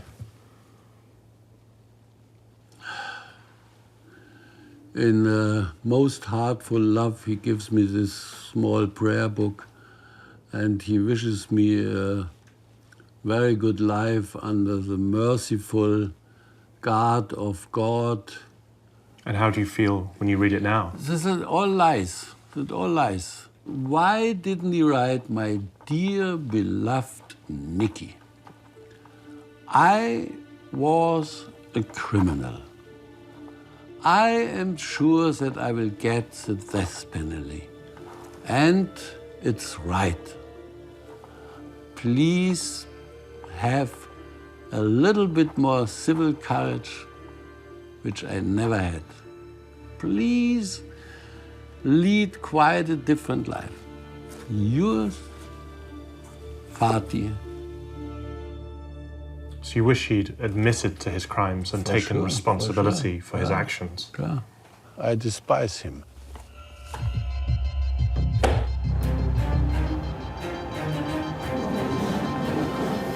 How did Hans Frank become such a terrifying and hated figure? Not just to his own flesh and blood, but to a whole nation. To find out, I'm in Berlin, the city where Hans Frank first came to Hitler's attention. You have to be a certain way to get attracted to a movement like the Nazis. Yes. What was it about the Nazi Party that attracted Hans Frank? I mean, I think it's an excellent question in the sense that it's not an obvious home for a lawyer. No. The principle of National Socialism is precisely that people are not equal, and that what they say overrides the law. Yeah. Dr. Henning Grunwald is an expert on legal history during the Weimar Republic. I want to understand how Hans Frank became a Nazi and rose through party ranks. So, what was the environment in which he became a lawyer? Well, it was the Weimar Republic, so a very politically fraught environment. And Frank, from his father, who was a failed lawyer, imbued him with attitudes that we would call quite clearly anti-Semitic.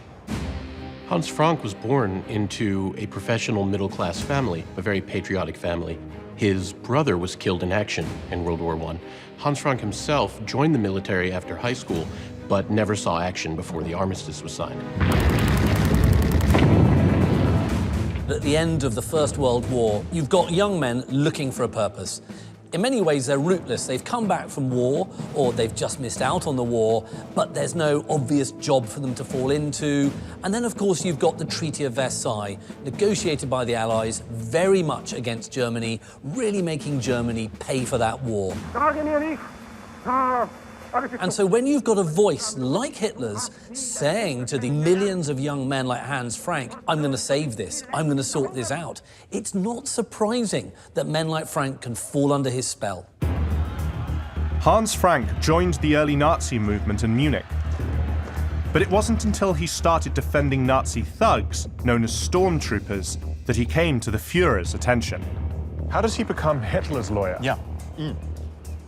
So, in 1928, he represented Hitler himself in the so-called Italian gold trials, which turned around allegations in the electoral campaign of 1928 that Hitler essentially was in Mussolini's pocket. Frank pleaded on Hitler's behalf, and then on the back of that, managed to persuade him to become his lawyer, to become the Nazi Party lawyer. Frank goes on to represent many Nazis in the courts. But his personal mission was to do much more than defend individual clients. He just needed an opportunity. In late September 1930, Nazi officers are accused in the so-called Ulm-Reichswehr trial. So this is about a group of 3 National Socialist officers who have formed a kind of, if you will, revolutionary cell. 3 junior military officers were charged with spreading Nazi doctrines, and Frank used that trial to dramatically defend them and to defend Nazism more broadly. But it's Frank's star witness who steals the show. Frank's real stroke of sort of genius there was to put Hitler out and as a witness under oath. Hitler knows that he can't just appeal to disaffected youth. No, what he also needs to do is to impress the bourgeoisie. And these are people who take the rule of law very seriously. They know that the rule of law gives stability. And if the Nazi Party can seem part of that stable structure, then it makes it appear far more acceptable, far more legitimate, and therefore far more likely for Hitler to get into power. Hitler says, I sympathize with these officers in the dock. You know, they have the right ideas, but the wrong means. You know, we will seek power only by legal means. The trial was a media sensation, and it became Frank's signature case. The accused are found guilty, but given lenient sentences. But for Hans Frank, the verdict was irrelevant. There's a lot of newspaper coverage, inimical, friendly. It doesn't matter, because in this case, the exposure is everything. The trial really was crucial both for the Nazi Party and for the trajectory of Frank's career. Frank's skillful manipulation of the courtroom led to a dramatic turn in both his and the Führer's fortunes. In the 1930 election, the Nazis took 18% of the popular vote and were now the second largest political party in Germany. So Frank really plays a key role in legitimizing the Nazi Party to a large group of German society. Yes, precisely. By 1933, Hitler had risen to power in Germany. The Führer rewarded Frank for his loyalty with political appointments. But where he really made his mark is behind the scenes as the party's chief legal policymaker. Es ist daher Aufgabe des Rechts, diese, das Charakteristische des deutschen Lebens ausmachende und die schöpferische Wurzel aller deutschen Tat gewährleistende Rassensubstanz des deutschen Volkes mit aller Macht, aller Welt gegenüber zu schützen. There are those who follow laws, and there are those who create and shape them. Individuals who follow laws tend to be moral, law-abiding citizens. Individuals that create and shape laws don't necessarily fall into that category. In fact, history is marred with evidence of individuals who have used their own power and their ability to create and shape laws to their own discretion, regardless of morality and ethics. One of Frank's first acts was to target so-called enemies in his own profession. It starts with the Jews that were evicted, quite literally, right, from the courthouses. You know, on the morning of 7th of April, the stormtroopers came and basically said, we will, remove all Jewish lawyers. The names of more than 600 of those professionals are listed here. These people were driven out of the legal profession and ultimately murdered because they were Jews. Frank was central in driving them out and thereby facilitating their murder. So this to me really exemplifies the contempt that Hans Frank and the Nazis had for the law. Basically saw the law as a means to power. But for Hans Frank, this was just the beginning. The Jews in general are an object of Frank's policy who have to be destroyed. My quest to find out where Hans Frank sits in the hierarchy of evil has brought me to the Polish city of Krakow, where Hitler's personal lawyer spent most of the war. What I've come here to explore is this. What happened to turn a man with an exceptional legal mind into the monster known as the Butcher of Poland? The Germans invaded Poland in September 1939, instigating the bloodiest military conflict in modern history. After the military victory, Hitler appointed Hans Frank Governor General of the occupied territory. In a gesture that would foreshadow his despotic rule, Hans Frank moved into Wawel Castle, the former royal residence of Polish kings. It was right here that Hans Frank established himself as a pseudo-monarch, ruling over his Polish realm. Frank's first order of business was to implement Nazi racist doctrine. At its core was the persecution of the Jews. So is this part of the ghetto wall? This is the left part of the ghetto wall, yes. To learn how he accomplished this, I'm turning to historian Dr. Magnus Brachtken. He's brought me to an infamous symbol of Nazi cruelty. The plaque says to those who became the victims of Hitler and the occupation. Well, should we have a look and see what it looks like on the other side, around here? Okay. So how personally involved was Hans Frank in the creation and the implementation of the Krakow ghetto?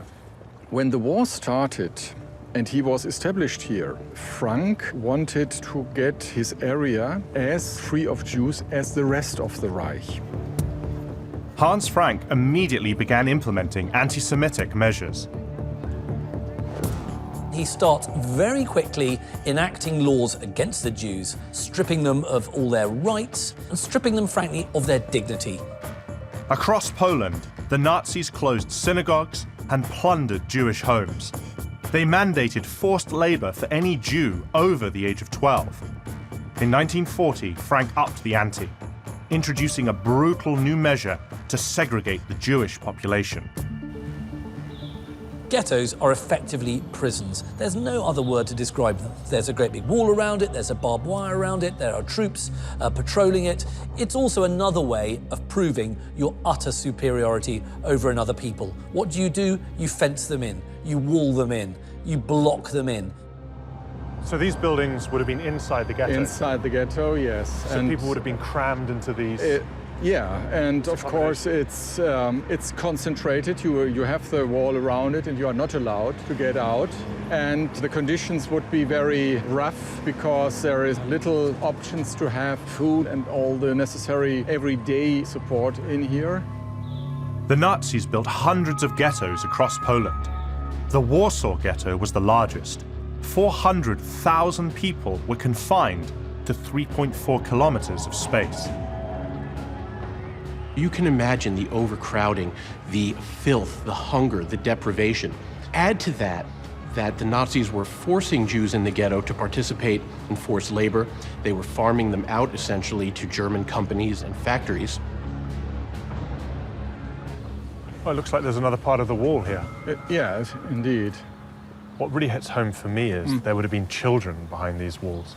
It's a playground on the other side today, which is very strange contrast to imagine how it would have been there in 1941, 1942, 43.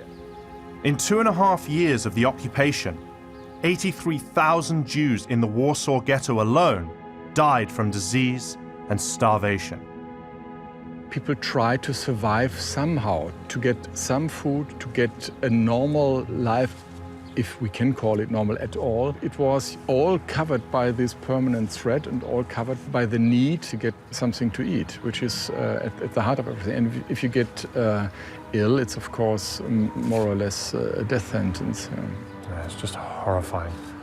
Every day it was just about trying to survive to the next day. Exactly. The tombstone shape of Krakow's ghetto walls was tragically prophetic. The Nazis decided to build ghettos throughout Poland because they wanted to make it easier to round up the Jews when it came to slaughter them. You know where to get them when you want to deport them to the camps. Across occupied Europe, Hitler's deputies implemented the final solution: the deliberate and systematic extermination of the Jews.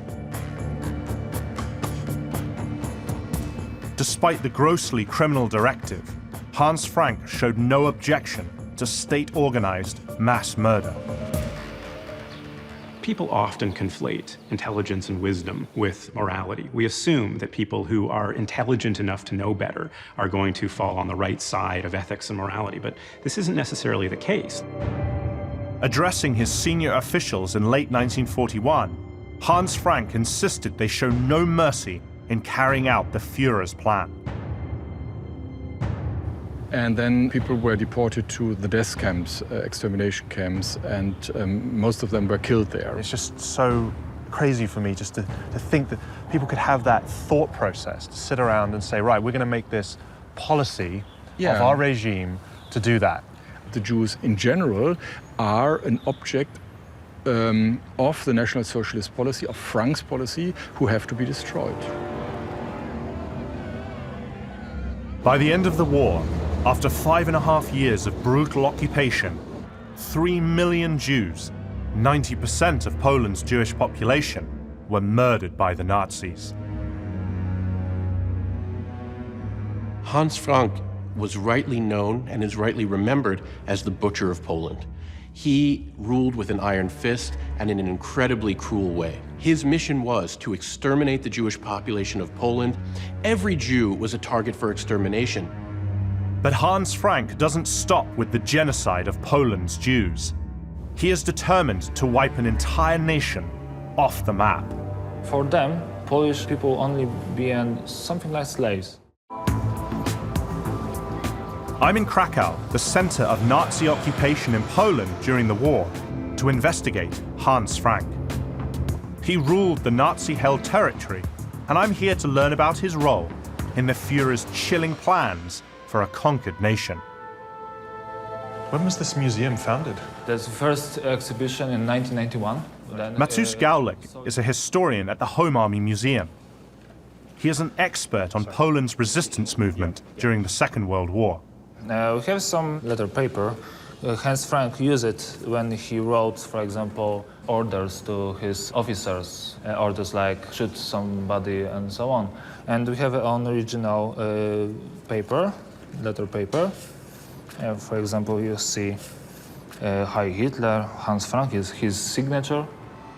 As Poland's de facto ruler, Hans Frank was tasked with paving the way for the Führer's cold-blooded vision in the occupied territory. Generalplan Ost, or General Plan East, was a big master plan drawn up by the Nazis and under, obviously, the stewardship of Hitler to basically conquer and subdue everything east of Berlin, all the way through to Moscow. You were going to treat all these lands as a kind of breadbasket for the German people. The existing people there, the Untermenschen, the subhumans, would be driven even further east, and then all that territory was then going to be lived in by Germanic settlers.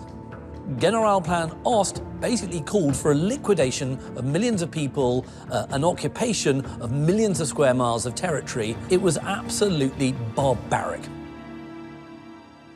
Untermensch is a term in Nazi racial ideology. It essentially means subhuman, and it referred to the groups that the Nazis saw as racially inferior. Of course, the Jews are the most prominent example, but the Nazis also saw Slavs as racially inferior, as a population fit only for servitude and eventual displacement. To enact the Führer's plan, Frank opened Poland's doors to Nazi death squads in September 1939. They started at the very top of Polish society. I know that when the Germans occupied Poland, one of the first things they did is try to remove the sort of Polish elites. Yes, exactly. First prisoners in the concentration camp in Auschwitz were teachers, priests, professors from the University of, for example, here from Krakow. It seems to me as if the Germans were trying to turn Poland into a slave state. Yeah, exactly. For them, Polish people only being something like slaves. They working in the concentration camp, in worker camp. To the Germans, Poland was to become nothing more than a giant labor camp. What Hans Frank hadn't counted on, however, was the indomitable spirit of the Polish people. This is an amazing collection of firearms. Yeah, MG42, rifles like Mosin, Mausers, Panzerfaust, MG34, for example, Polish mortars, a lot of guns. The Home Army Museum features a small arsenal, once used by those who dared to fight the Germans.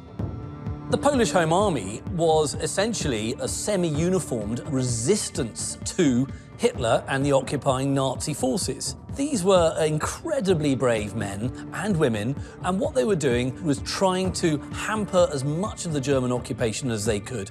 Frank, of course, absolutely loathed them and wanted to destroy them. The Home Army was a symbol for not only of our military resistance, but also is a symbol of freedom, that we cannot give up. Even in the 1939, everybody believed that we win this war. Maybe not this year, maybe next year, but we win. And when we resistance to Germans, then we have a hope. So it was about fighting back and keeping the hope alive that one day Poland will be liberated from the Nazis. Yes, because you see death in every day. The Home Army counted nearly 400,000 members by 1944, but they were fighting with scraps. So obviously the MG42 is a German machine gun. Yeah, German machine gun which Home Army captured from a train. And you see that nicknames of Polish soldiers. For example, Hardy, tough guy. So the people who captured these engraved their nicknames on them? They use it, and it's my weapon. I shoot it and is a part of me. And I wrote my nickname. Amazing. One thing that stands out about Poland during World War II is that you had an effective and organized armed resistance to the Nazis. It was able to sabotage and slow down and foil some Nazi plans to impose their will on Poland. The most well-known act of Polish resistance to the Germans is the Warsaw Uprising in the summer of 1944. As the Allies advance towards Berlin, the Home Army, it feels incredibly empowered by the fact that the Red Army, Stalin's forces, are coming in from the east, and they're going to sweep, hopefully, into Warsaw and liberate it from the Nazis. And so, as Stalin approaches, the Home Army decides to rise up, fight street by street throughout Warsaw. What happens is appalling. Stalin and the Red Army stop, and he lets the rising fail. He wants the Germans to crush the Poles, and then he's then going to crush the Germans. After 63 days of bitter fighting, the far better armed Wehrmacht defeated the uprising.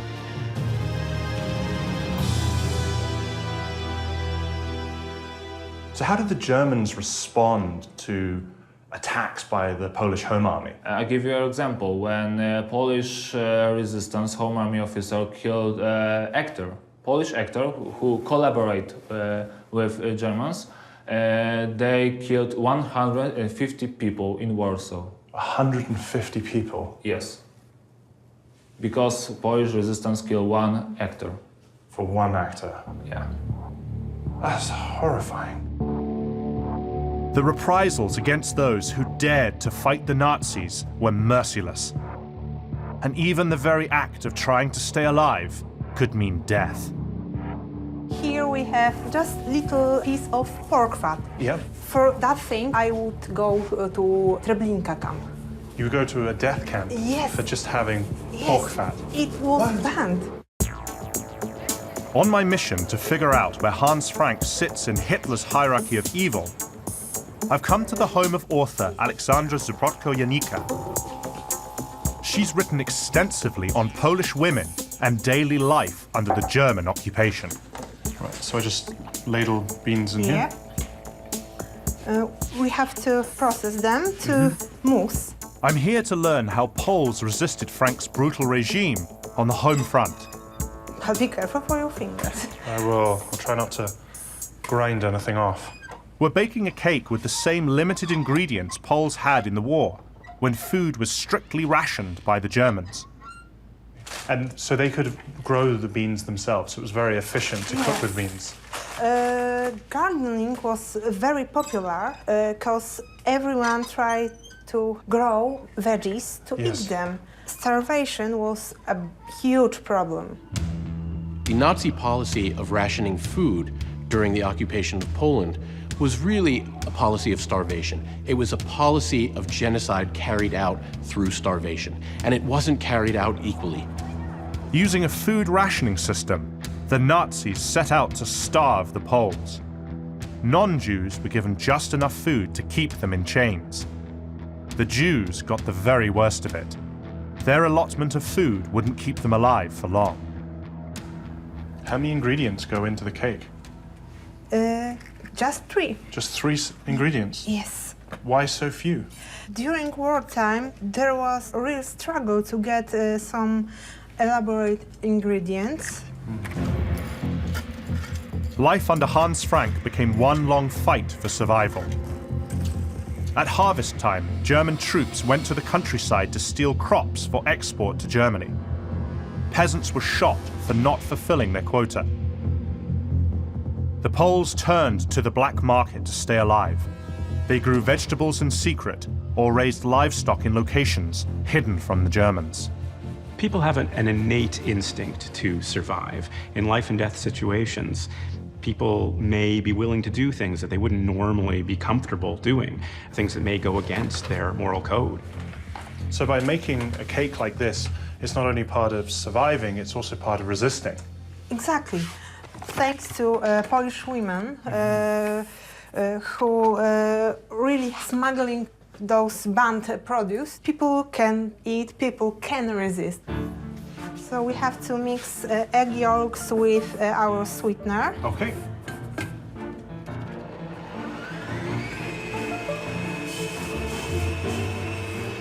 We have to put our beans into the mix. So you're using the whole of the egg. You're using both the yolks and the whites. Nothing could go to waste. Even breadcrumbs were used. How am I looking? Better. Better? Yeah. Under Frank's repressive regime, Polish women risked their lives to feed their families. And what would happen if they were caught with ingredients that were banned? I show you. Here we have just a little piece of pork fat. Yep. For that thing, I would go to Treblinka camp. You go to a death camp Yes. for just having pork fat. It was banned. Pork fat or having unregistered porks, Yeah. that was a capital offense. So it was a death sentence to be found with something like this in your possession. Yes, there are many examples of people that were taken out of a train and killed next to train, just on the side. Wow. It was awful, it was scary, but Poles always find a way. The only way that Poles could survive the harsh rationing imposed by Hans Frank was to rely on very creative strategies, usually devised by Polish women, to subvert and undercut the rationing system. This involved the black market, this involved smuggling. This was the only way for anyone to survive the forced starvation. That looks great.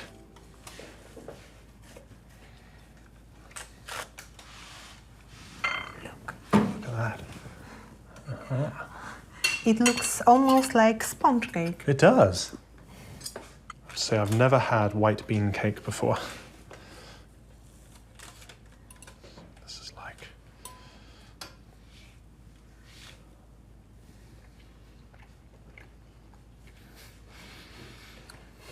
That's really good. I can't believe this is just 3 major ingredients. Polish wartime cookery books are full of recipes like that.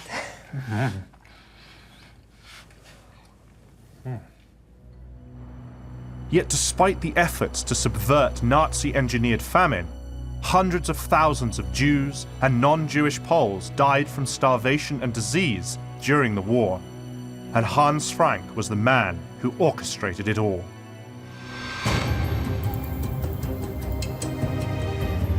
The Butcher of Poland's reign eventually came to an end.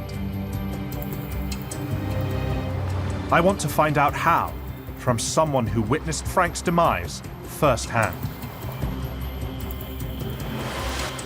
What is left in my memory is cowardice.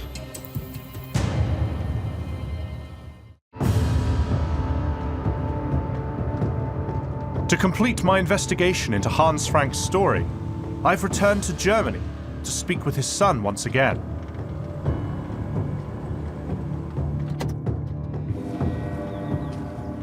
Nicholas? Hi, James. Thank you so much for agreeing to speak with me again. Nicholas has a unique perspective on the rise and fall of Hans Frank's tyranny. So he loved very much his office on the Wawel, the castle of Krakow, where all the former Polish kings were residing. And he was happy about his 111 uniforms.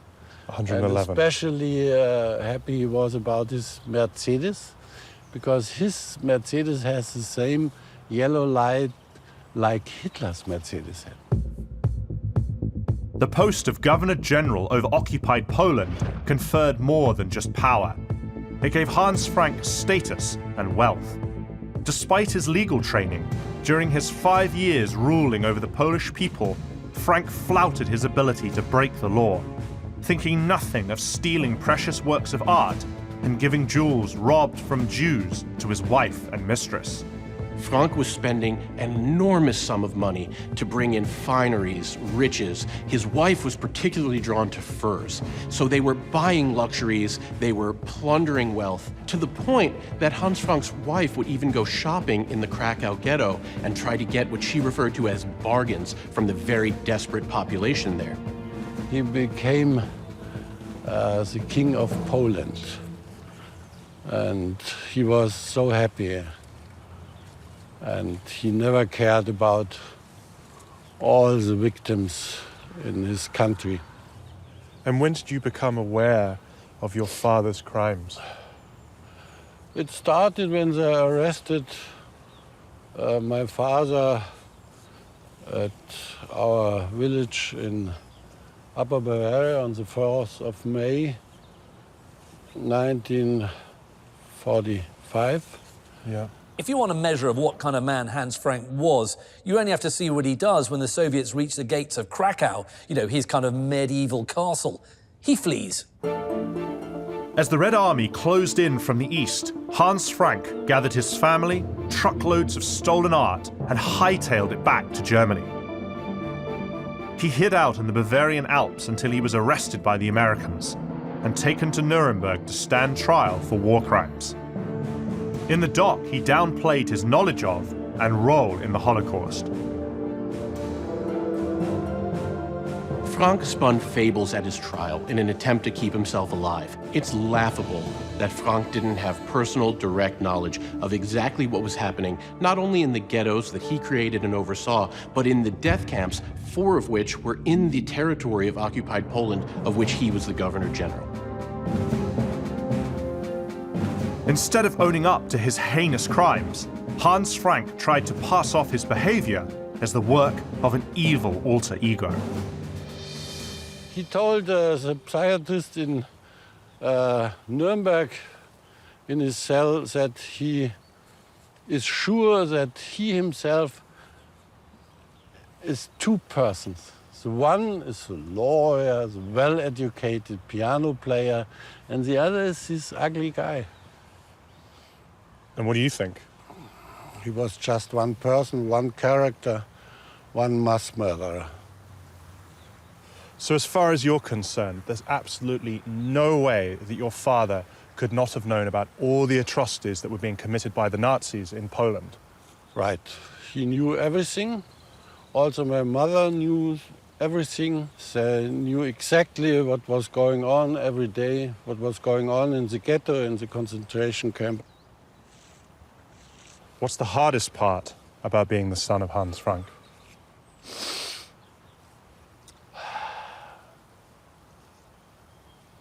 The hardest thing to think every day of him, to know nearly everything about his involvement in all those horrible crimes. Hans Frank was found guilty of war crimes and crimes against humanity. He was hanged in October 1946. So what's this here? This is my biggest joy every day. This is the coat of my father. I can see it from our living room, sitting there and saying every day to my father, that's the only thing you have deserved, being a scapegoat at our little lake. And since then, he is standing here, and I'm very happy. Why does it make you happy? It shows for me that what is left of him in my memory, his crimes, and even more, his cowardice. And when I look at him, I always accuse him, why have you done all of this? So what is really left from him is this coat, which he loved very much, and in which he also distributed so much fear to all the others who saw it. And now he's standing here and only the birds have to be afraid of him.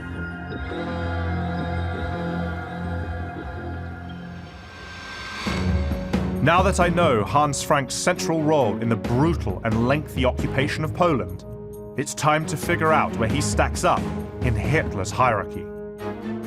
You can slaughter them, lock them up, kill them, eradicate them, it doesn't matter. They're not human beings. My visits to Poland and Germany have helped me understand Hans Frank's role in the Third Reich. Now it's time for us to decide where this Nazi lands in the hierarchy of evil. Using our unique system of playing cards, I want to determine where Hans Frank ranks in Hitler's Most Wanted. The experience which had the biggest impact on me was meeting Hans Frank's son, Nicholas. I was amazed by Nicholas' bravery because I could not imagine publicly eviscerating my own father.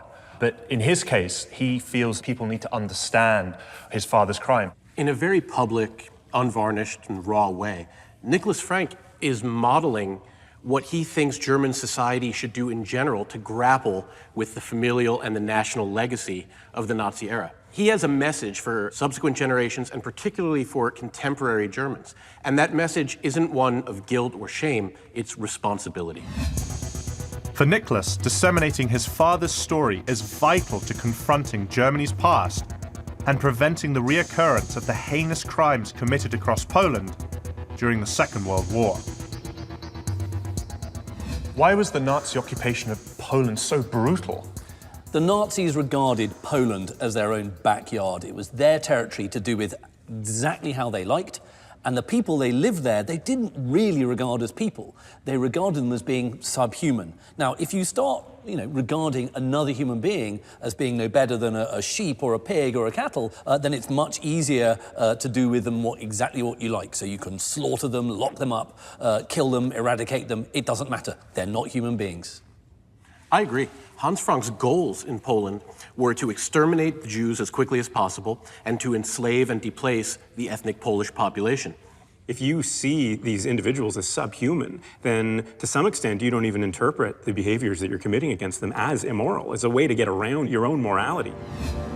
A key player in the Führer's master plan for the East, Hans Frank warped the law to encourage persecution, enslavement, starvation, and genocide. You are all united in the fact that he was a central figure in the Nazi regime. But why do the majority of people know nothing about him? I think part of the problem is that very few people in Western Europe and in North America actually study and look at the experience of Eastern Europe and Poland in particular. I think that's a great shame, and I think that Frank is someone who we need to know a lot more about. The creation of the ghettos, the systematic starvation of the Polish people, and the state-sanctioned mass murder of the Jews were all overseen in the territory Hans Frank ruled. These atrocities place him well inside Hitler's circle of evil.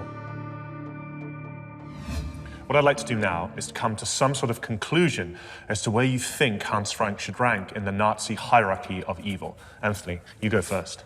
Hans Frank, as a lawyer, played a large role in popularizing the Nazi Party, but he wasn't the only lawyer involved with doing that. As Governor General of occupied Poland, he was certainly central to the atrocities committed there, but he wasn't central to the leadership of the Reich. At the same time, we have to take into account the sheer brutality, the sheer suffering of his reign. I say he's number 20. Matt? On the one hand, I agree, he's just a lawyer. On the other hand, 3 million Jews and countless Poles died in Poland under his reign. I think he's more significant. I'm going to put him around 12. He destroyed millions of people. He ruled over a vast segment of the Third Reich with the utmost barbarity. For me, he's got to be in the top 10. I'm going to give him an 8. So the three of you have different views there in where you think he should rank. For me, it's quite simple. His fingerprints are on some of the worst Nazi atrocities. He has the blood of millions on his hands. I therefore rank him at number 10. He is the Queen of Hearts. Though he was well trained to know right from wrong, Hans Frank was nothing more than a vicious thug and a remorseless thief. For the genocide of Poland's Jews and the untold suffering of millions of non-Jewish Poles, Hans Frank makes it into the top 10 of Hitler's Most Wanted.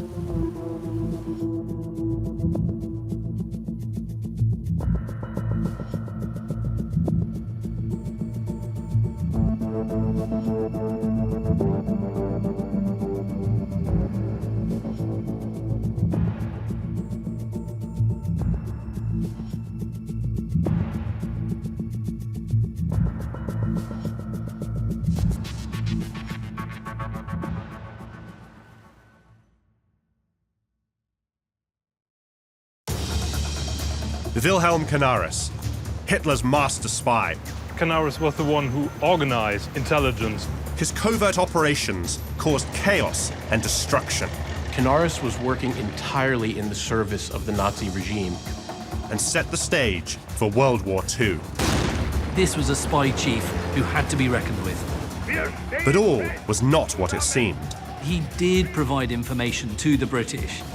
He was directly involved to help Jews to leave Germany.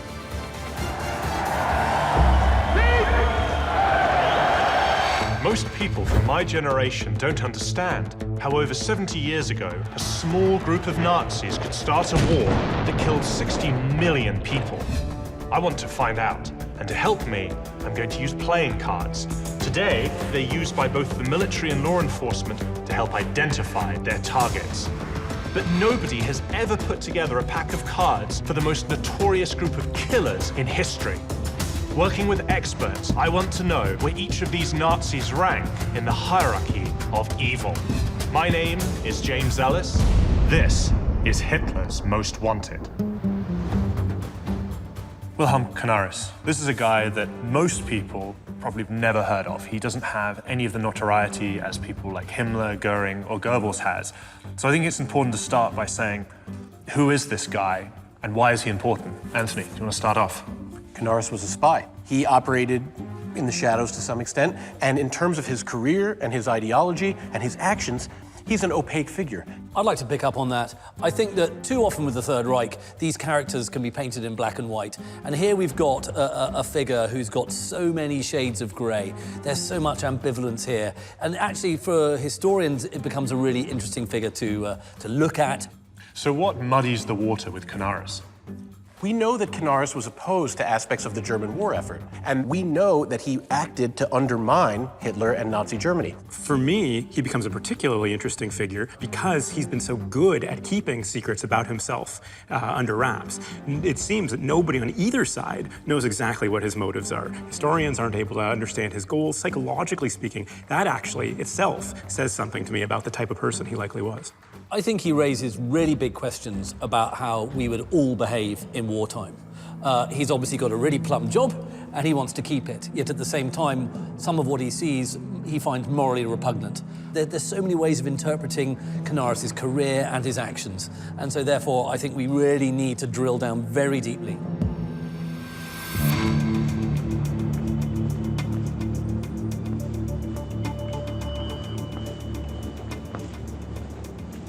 I'm starting my investigation at the German Spy Museum in Berlin.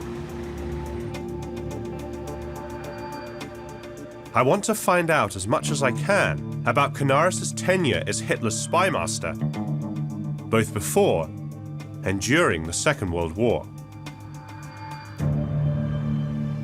Spying is famously called the second oldest profession in the world. Yeah, it definitely is.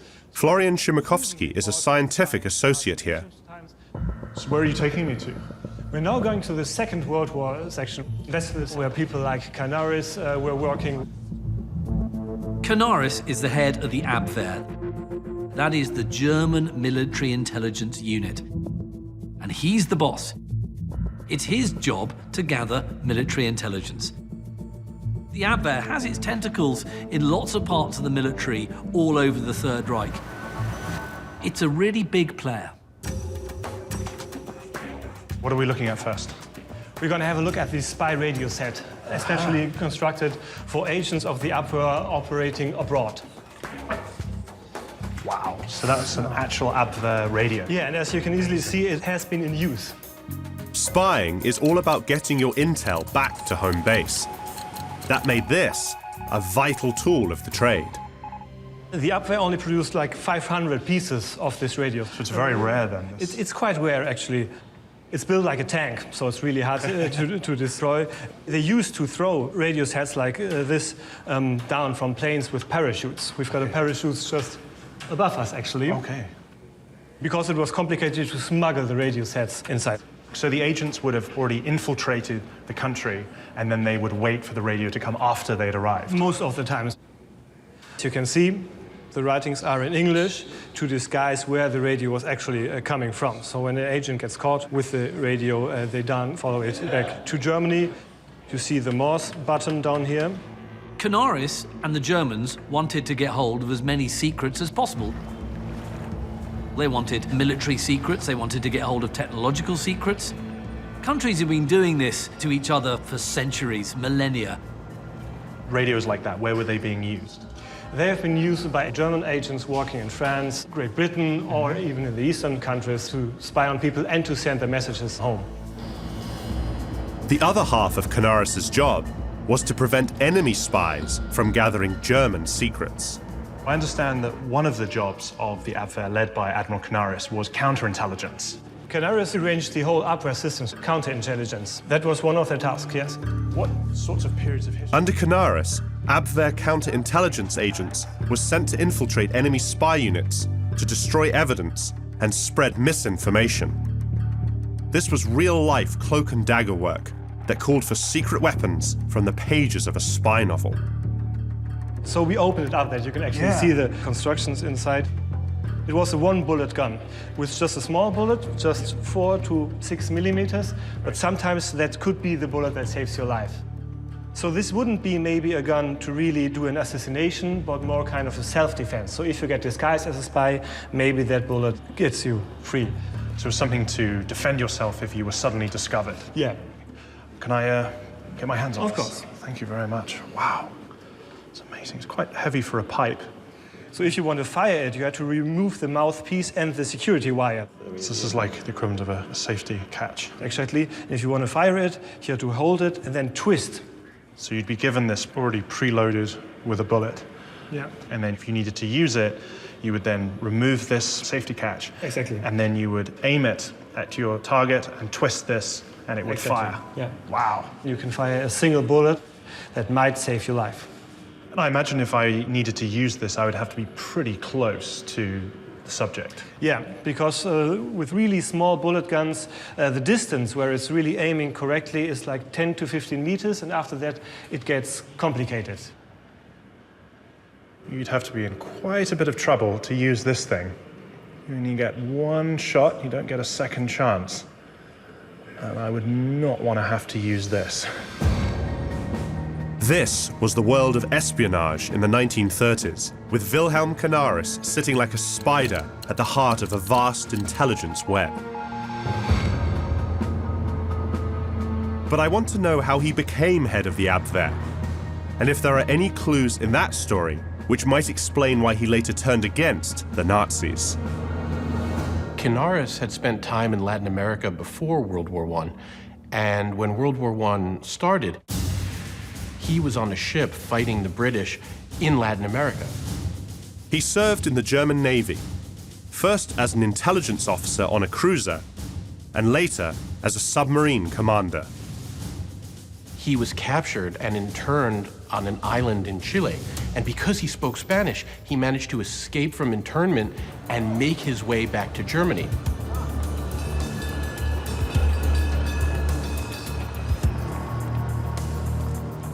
He served with distinction, but after the war, like so many German veterans, he returned to a homeland he no longer recognized.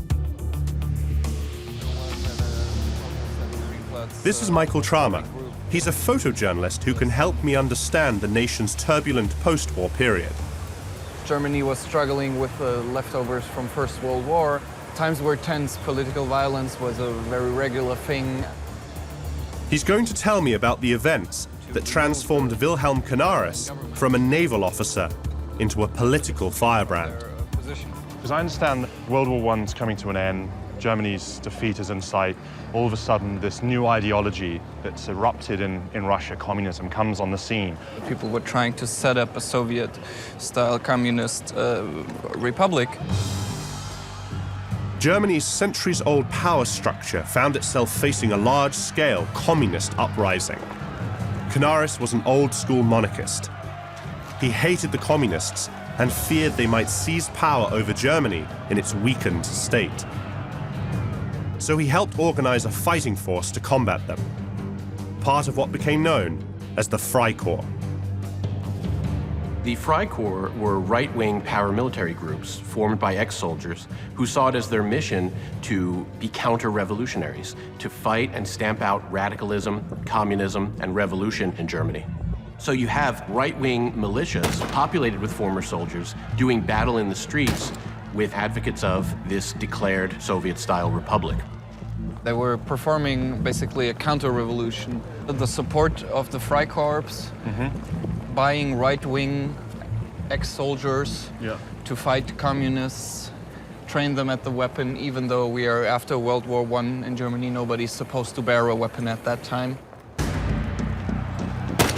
The Freikorps used deadly force to crush the communist uprising, but they weren't finished yet. In January 1919, Canaris and the Freikorps themselves tried and failed to overthrow Germany's government. This was a man who wasn't afraid to use violence to get what he wanted. And at that time, he was far from alone. The Freikorps and the actions of the Freikorps, that laid the foundation for the rise of the Nazis and the rise of that far-right violence and political feelings. Yeah, I would completely agree on that. And it set up the basis for the armed wings of the Nazis that were really, really important for taking the power and also ruling the streets and conducting attacks on those that do not fit into their idea. In March 1933, Hitler and the Nazis completed their rise to power. A relentless campaign filled with anti-Semitic and anti-communist propaganda and deadly violence. Canaris approved of Hitler. He approved of a strong leader to sweep away what he saw as the weakness of Weimar democracy. Wilhelm Canaris became one of Hitler's devoted followers and would soon put his skills to work for the Third Reich. Hidden radio transmitters and German spies. Hitler wanted to know every American secret. This was a spy chief who had to be reckoned with. I'm in Berlin on a mission to determine where Nazi spy master Wilhelm Canaris ranks in Hitler's hierarchy of evil. I'm about to investigate one of his early operations as head of the Abwehr, one that changed the course of European history. During the period between World War I and World War II, Canaris was working on plans to secretly build weapons, things that Germany was forbidden to produce under the Treaty of Versailles. Canaris even supervised a secret plan to build U-boats in Japan. In 1935, Canaris' many years of service were rewarded when he was made head of Germany's military intelligence organization, the Abwehr.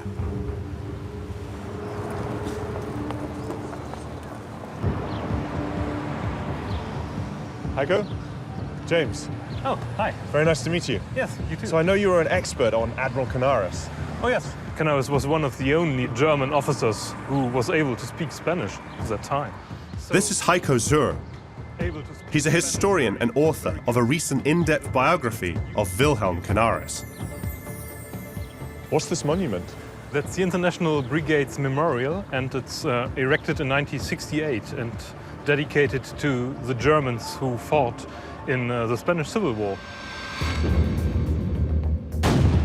The Spanish Civil War saw the fascist forces under General Franco try to seize power in Spain in the mid to late 1930s. As a result, it kind of becomes a proxy war. Combatants from all over the world poured into Spain to fight for their chosen side, and Germany was no exception. So this would have been the Germans who were fighting on the side of the left-wing Republicans against the conservative right-wing forces of Franco. Oh, yes.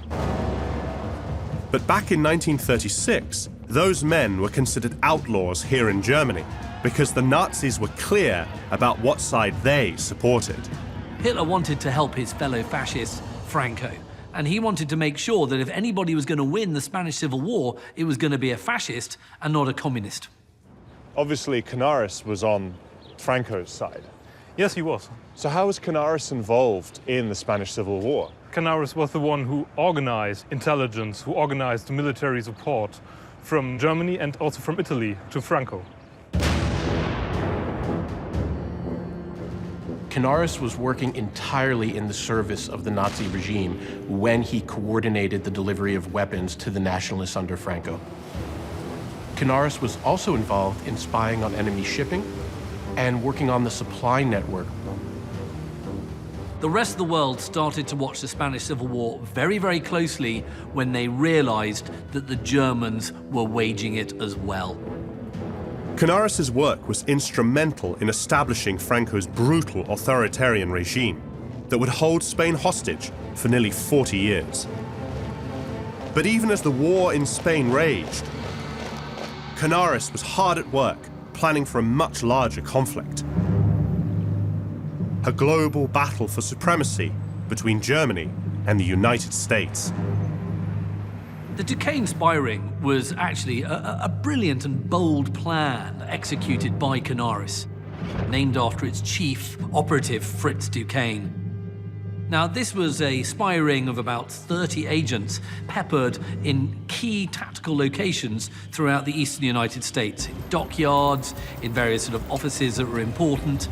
What it was there to do was to gather as much intelligence as they could about the United States, military intelligence, other sort of secrets, and send it all to Berlin.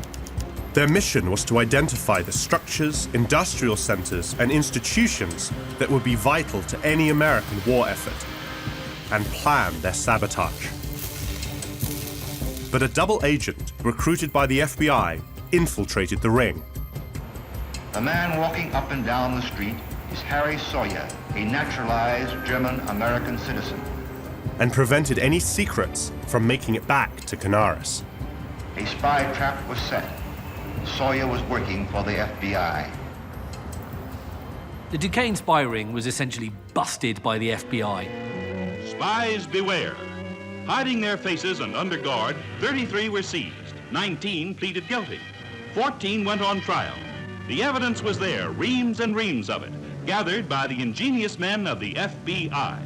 Hitler wanted to know every American secret, but dug up only grief for his blundering agents. And it's one of the early uses of covert footage. Walking into this trap is Colonel Fritz Duquesne. He is describing the gas operating principles of the M1 rifle, a secret which might have made a difference in the lives of a lot of Americans had it reached Germany. And so we can see the Duquesne spy ring going about their business. Hotwood Kleist has brought the blueprints of the steamship America, showing the plans of her secret gun emplacements. Ultimately, it was a failure for Canaris, but it shows how bold he was, and it shows that this was a spy chief who had to be reckoned with. And the stakes in this espionage game were about to get much higher. In 1939, the Abwehr, which was led by Canaris, was creating a situation that could be used as a pretense for Hitler to invade Poland and pretend he was doing it defensively. Canaris provided Polish uniforms, weapons, and ID cards to members of the SS, and these SS men used these Polish documents and uniforms to attack a German radio tower on the border with Poland. Canaris' Abwehr is partly responsible for this dummy attack. The Germans say that this supposed Polish raid was an act of Polish aggression against Germany and gives Germany the reason to go to war against Poland. The ruse worked. The people of Germany gave Hitler their blessing to send their sons marching into yet another war. The invasion also began a surge in Nazi action against the Jews. I know that some historians have suggested that Canaris was responsible for the idea of the Jews wearing a badge. Is that true? I'm on a mission to find out where Nazi spy master Wilhelm Canaris ranks in Hitler's hierarchy of evil. I'm about to investigate one of the most disturbing chapters of his life story. On September 1st, 1941, the Nazis issued a decree ordering that all Jews over 6 years of age living in Germany and conquered territories like Poland must wear a yellow Star of David badge. It's an infamous moment in history. Many say that Canaris was responsible for suggesting to Hitler that Jews be required to identify themselves by wearing a yellow star. I've come to Berlin's Jewish Museum to find out more about the stars and Canaris' connection to them. So Christoph, where are you taking me? I'm going to take you to a showcase where we present yellow stars, yellow badges, and we're going to take them out for you to look at them. Oh, wonderful. So these are going to be original badges that Jews were made to wear during the war? That were worn between 1941 and 45. Oh, wow. Christoph Kreutzmüller is the curator here. Danke. So these were badges that were actually worn by Jews during the Second World War? Yeah, by a certain family living in Berlin. Georg Markus, his mother, and Erich Markus, and the brother. And they actually had to buy them for 10 pfennigs.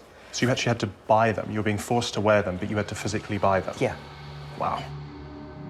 Nazi policies towards the Jews were intended not only to strip them of their rights, but also of their identity. They were all required to put the same yellow star on their chest. This removal of an individual's identity, it has a profound effect on your psyche. It likely influenced their ability to fight back, their resolve to fight as well. I find there's an incredible irony with these badges that the Nazis claimed that they could identify Jews just on the street, presenting them as a separate racial group. Yet, when it came to it, they actually had to physically mark them themselves to identify them as a segregated part of society. Still said all the time, oh, yeah, we can recognize them. And then found, no, of course you can't. No. So they needed these badges. Yeah. And the yellow badges were a prelude to the deportations. Yeah, and a tool. Wow. It's sickening to think that Jews had to pay for what was essentially their ticket to a concentration camp. But my visit has left me wondering, did Wilhelm Canaris, a career spy, really create the infamous badge? I've caught up once again with Canaris biographer Heiko Suhr to get his take on the claim. I know that some historians have suggested that Canaris was responsible for the idea of the Jews wearing a badge. Is that true? No, it's not true. It's not true? It's told in German books and in British books for about 50 years now, and it's repeated constantly. But it's not a German invention. It's a very long and old tradition in Europe to mark Jews with badges. It's a tradition from the Dark Ages, the Middle Ages. Forcing Jews to wear a yellow Jewish star is something that has historical precedent in medieval Europe. But there weren't any examples of Jews being forced to wear a yellow Jewish star until the Nazis revived the practice. Someone in the party had clearly done their history homework to revive the Jewish badge. The question is, who? In 1941, Goebbels himself had the idea to introduce the Jewish star for the Jews in Germany. Joseph Goebbels was Hitler's infamous minister of propaganda. He was perhaps the Führer's most fanatical follower and a virulent anti-Semite. For years, Goebbels had been pushing Hitler to approve a mandatory ID mark for Germany's Jews. Goebbels asked his right-hand man, Leopold Gutterer, to organize some kind of conference with almost all important institutions in Germany. Leopold Gutterer was Goebbels' subordinate and a loyal party member since 1925. And they discussed the question if it's possible to introduce a Jewish star. And Leopold Gutterer directed the way of the discussion. According to Heiko, Gutterer suggested the centuries-old badge be revived to identify Jews living in the Reich. He was the one who pushed Goebbels, and then Goebbels pushed Hitler to introduce the Jewish star. Okay. Leopold Gutterer survived the conflict, was sentenced to hard labor for his war crimes, and died in 1996. The yellow badge went on to become perhaps the most infamous symbol of oppression of all time. So where did this story that Canaris was responsible for suggesting the Jewish badge come from? In 1949, Gutterer told it on court that Canaris was the one who pushed Hitler to introduce that badge, the Jewish star. So he actually successfully managed to pin the blame on Canaris? Yes, very successfully. One of the newest biographies on Canaris, written in 2006, repeated that story again. But the evidence is clear that Canaris is not the one who introduced the Jewish star. So he had nothing to do with that? No, nothing. The implication is enormous. Gutterer would have known that by shifting blame to the Abwehr chief, he was painting him as an unspeakable villain for all history. But why Canaris? Canaris engaged in numerous forms of resistance. He's going against one of the major tenets of Nazi policy, which is to exterminate Jews. I'm in Berlin on a mission to determine where Nazi spy chief Wilhelm Canaris ranks in Hitler's hierarchy of evil. I've seen how a fellow Nazi falsely identified him as the creator of the infamous Yellow Star badge. But why Canaris? The answer may be found here, at Berlin's Resistance Museum. This building was established in the year between 1911 and 1914. Professor Johannes Tuchel is the museum's director. And this wonderful space was a place where the residence of the War Ministry at the time was. In the Second World War, it was here the head of the reserve army and part of the command of the army. According to Johannes, in the late 1930s, as Hitler steered Germany towards a new war in Europe, Canaris feared for the nation's future. You can place Canaris as a very well-informed man. People described him as a dark personality, as a man who was very skeptical about the chances of the war. Will Germany win the war?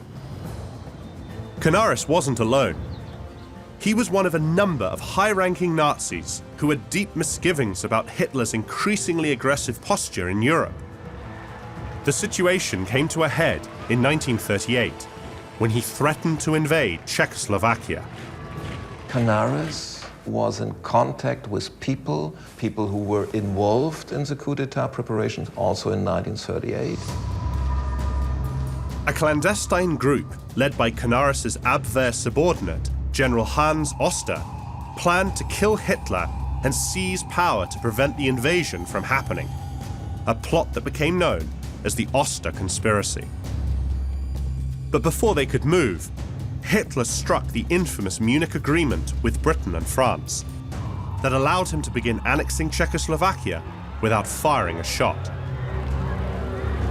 The coup plans were quietly shelved, and Canaris continued to lead the Abwehr as though nothing happened. In order to be a good spy, you need to be able to be different people in different situations. You need to be pretty comfortable lying.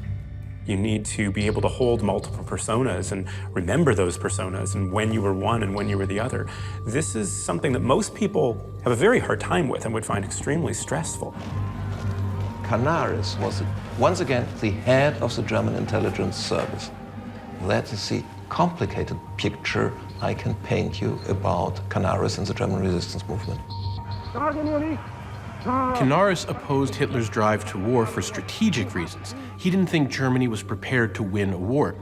This opposition didn't derive from moral qualms. It was more about strategy. But that view would change just weeks into the fighting. Shortly after the war began, Canaris visited German soldiers in Poland, and he saw what was happening there on the ground. He saw the murder of Jews and other civilians, and this action really showed him what this war was going to be like. In the city of Bedzin, Canaris was confronted with the image of German soldiers forcing 200 Jews into a synagogue and then setting it on fire. The experience shook him to his core. He was deeply depressed about the war crimes, and he was very skeptical for the future of Germany. The incident drove Canaris to step up his efforts to undermine Hitler's plans. Canaris engaged in numerous forms of resistance, ranging from sort of micro-resistance to networking to covering up the activities of people engaged in resistance plots. We do know that he did provide information to the other side, to the British. But it was very unclear as to whether the British, were ever going to act upon what he told them, because, of course, they could have thought that Canaris was sending false information.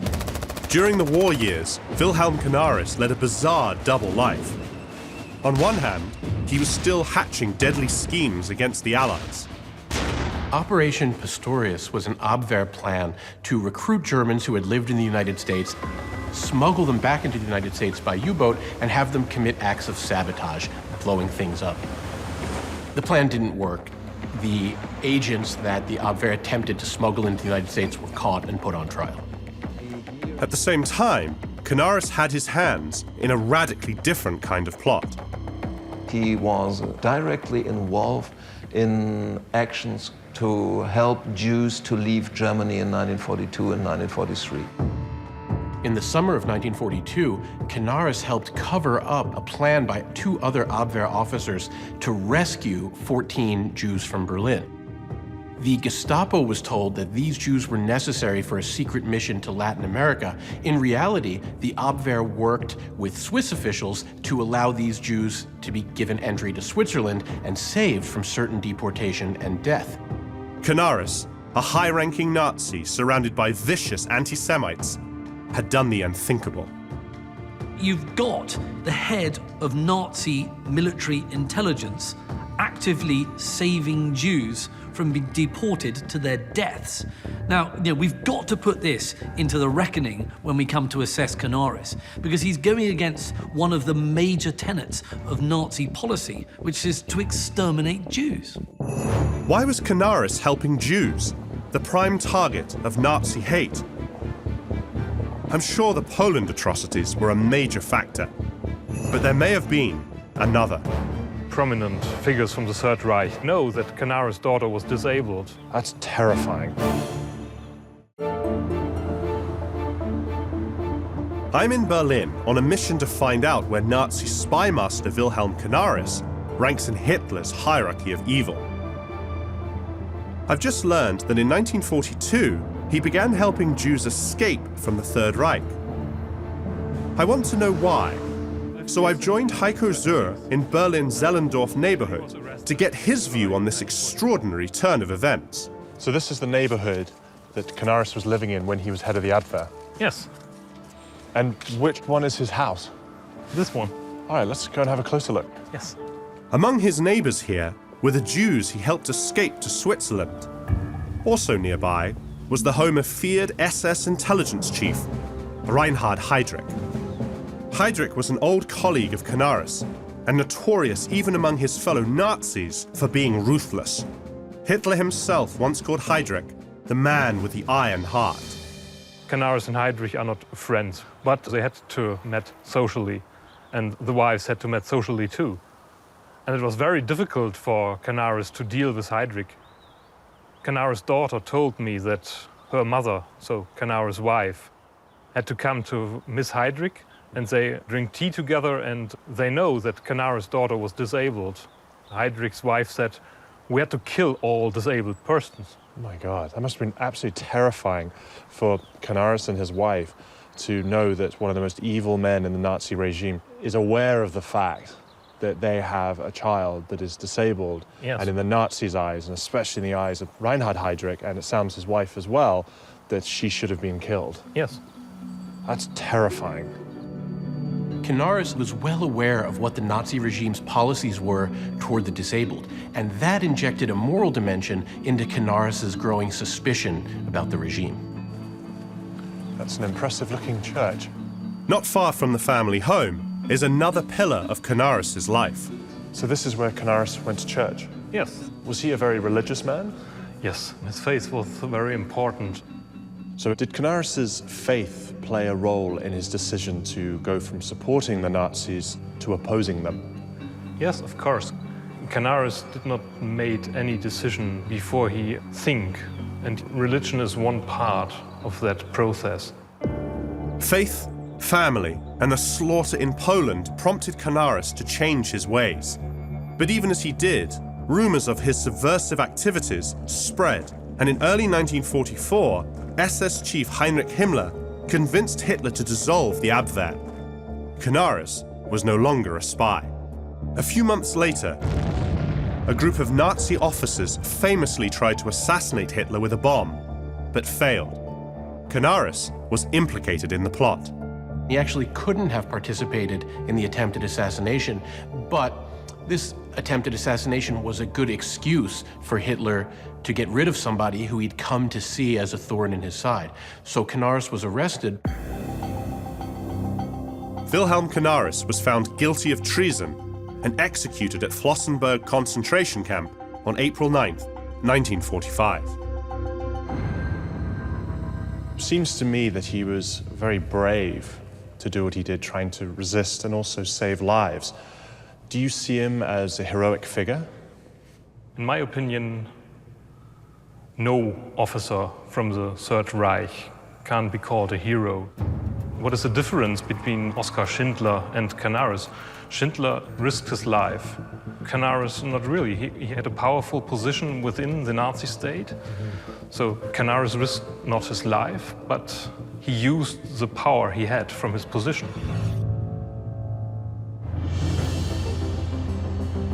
It's a convincing argument. But before I make my final judgment of Canaris, I want to find out what life was like for everyday resistors living under Nazi rule. I've come to the University of Munich. During the Third Reich, it was home to a student resistance group known as the White Rose. The White Rose opposed Nazism and attempted to resist mostly through intellectual means, mainly distributing pamphlets.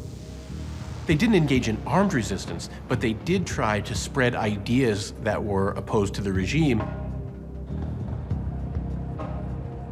This is a stunning university. Yes, it's 150 years old. And you must know... Hildegard Kronewitter is a former politician and an authority on citizen resistance during the Nazi regime.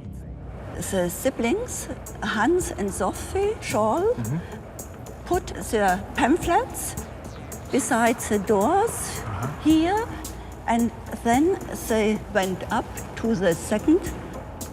The leaflets were thrown down. So they threw leaflets down from up there, and they would have landed on the floor of the atrium. Here, yes.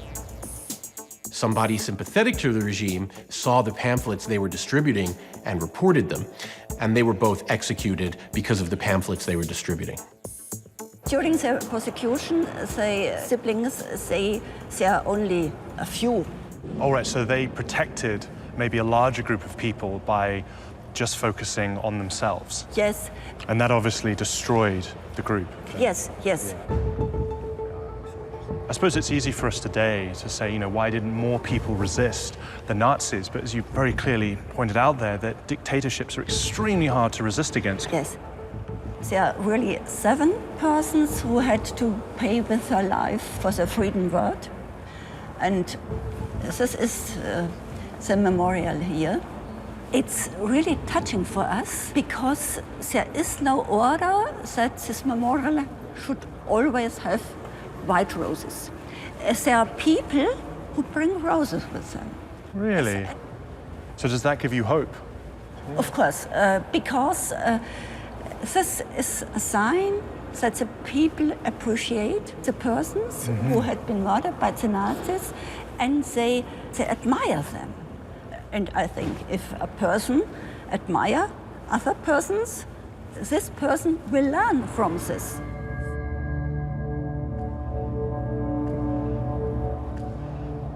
I still can't believe they were just students trying to express free speech. And all they were doing was distributing pamphlets, and they lost their lives for it. It's unbelievable. But it really shows how incredibly brave they were to resist the Nazis.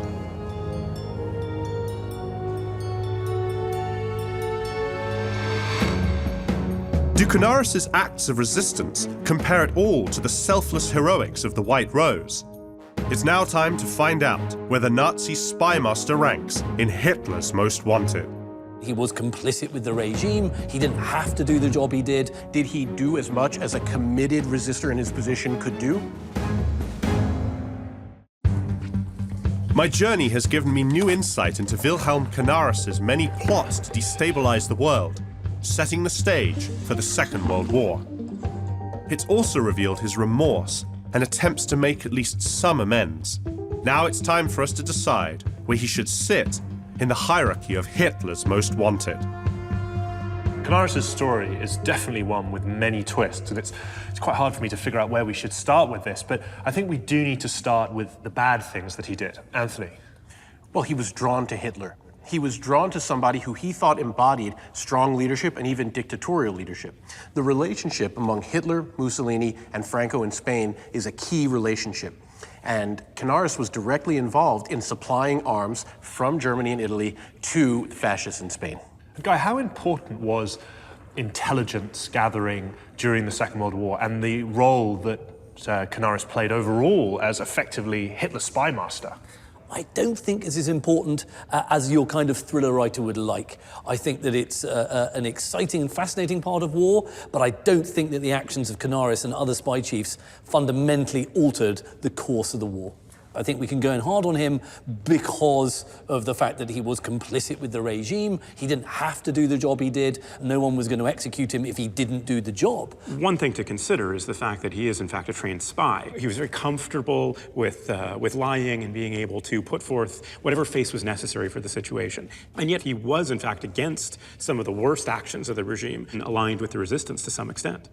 That's right. He was completely repulsed by what was happening to Jews in Nazi-occupied Poland, by mass shootings and by the early stages of genocide. But how effective was his resistance against Hitler? If you're one of the Jews that he was able to save, you'd say very effective. And he found some creative ways to save Jews given the powers that were at his disposal. Did he take a lot of risk to save Jews? Did he act in ways that might have brought unwanted attention to himself? Did he do as much as a committed resistor in his position could do? Probably not. Let's face facts. Yad Vashem is not going to make him the righteous among nations for helping to save Jews during the war. But certainly there is enough sense of whiteness in all these shades of grey with Canaris to not call him a hero as such, but certainly not to write him off as a complete villain. These shades of grey make Canaris an extraordinarily difficult personality to pin down. He was instrumental in starting a war that rained misery and death down upon millions, but it's impossible to ignore his clandestine resistance campaign. What I'd like to do now is come to some sort of conclusion where you think he should rank in the hierarchy of evil. What I'm most interested by is, based on our conversation, does he even deserve to be in this pack of cards? Guy, what are your thoughts? Personally, I think no, he doesn't. Why? I happen to think that there are 52 worse Nazis in the Third Reich who are deserving of a place on this deck. So therefore, I'm not going to put him on this at all. I tend to agree with Guy, but there's enough doubt in my mind to have me rank him particularly low on the deck at least. I'm going to put him at 45. Anthony? I disagree with you, Guy. The success of the nationalists in Spain was a central goal of the Nazi state, and Canaris was integral to that success. The Franco regime outlasted the Nazi regime by decades. Because of that, I think he does belong in this ranking, and I rank him number 52. This has definitely been the hardest one for me to assess. I understand that he was involved in resisting Hitler. I understand that as being maybe a redemptive quality about him. However, he still was part of the Nazi regime. There are still things that he did that have to be taken into account. So I disagree. I don't think he should be left out of the pack of cards entirely. I also disagree. I think 45 is a little high because I think there definitely are a number of Nazis that are ahead of him. So I have to agree with Anthony here. I think he is number 52. He's therefore the two of clubs. Wilhelm Canaris became enthralled with Hitler and masterminded a deadly intelligence network that destabilized Europe. But during the war, he turned against the Nazis and actually helped Jews escape to safety. For that, he ranks 52nd in Hitler's Most Wanted.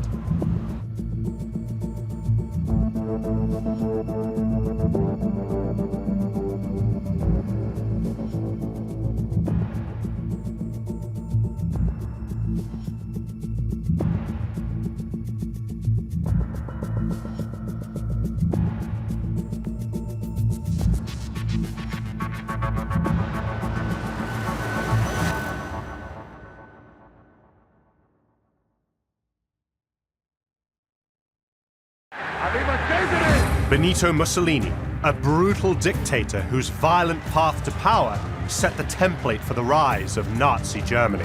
For Hitler, Mussolini was very much an idol. He helped forge an evil alliance that unleashed death and destruction across Europe and betrayed his own people. There was a kind of blood coming like a rain, and they started to shoot everywhere. How did Benito Mussolini go from fascist radical to partner in global terror?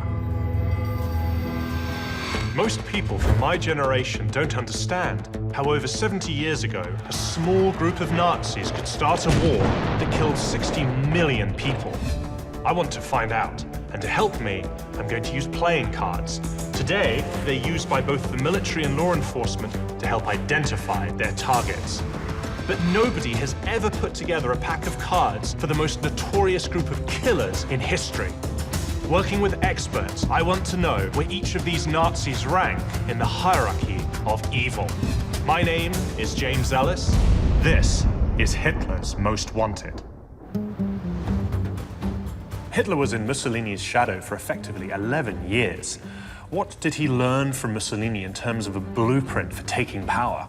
Hitler would have come to power without Mussolini. But in important ways, Mussolini was the model for what fascism was and for how a movement like Hitler's could take power. And he was a fascist dictator. He was a serious, brutal dictator who committed many atrocities in his own right. Yes, I think this is really important because even though he wasn't a Nazi, he was a fascist. Guy, why would two dictators want to work together and effectively interact almost as friends? The answer is simple. It's realpolitik. They needed each other in order to build up what became the Axis. They needed to provide a kind of bulwark against what they saw as these decaying nations, the democracies. When two alpha males come together, even in a partnership, inevitably there's going to be some conflict. So a particularly interesting question is, who was actually in charge? Given that he wasn't a Nazi, how do we evaluate his importance to this period of history? For that, you've got to go to Italy.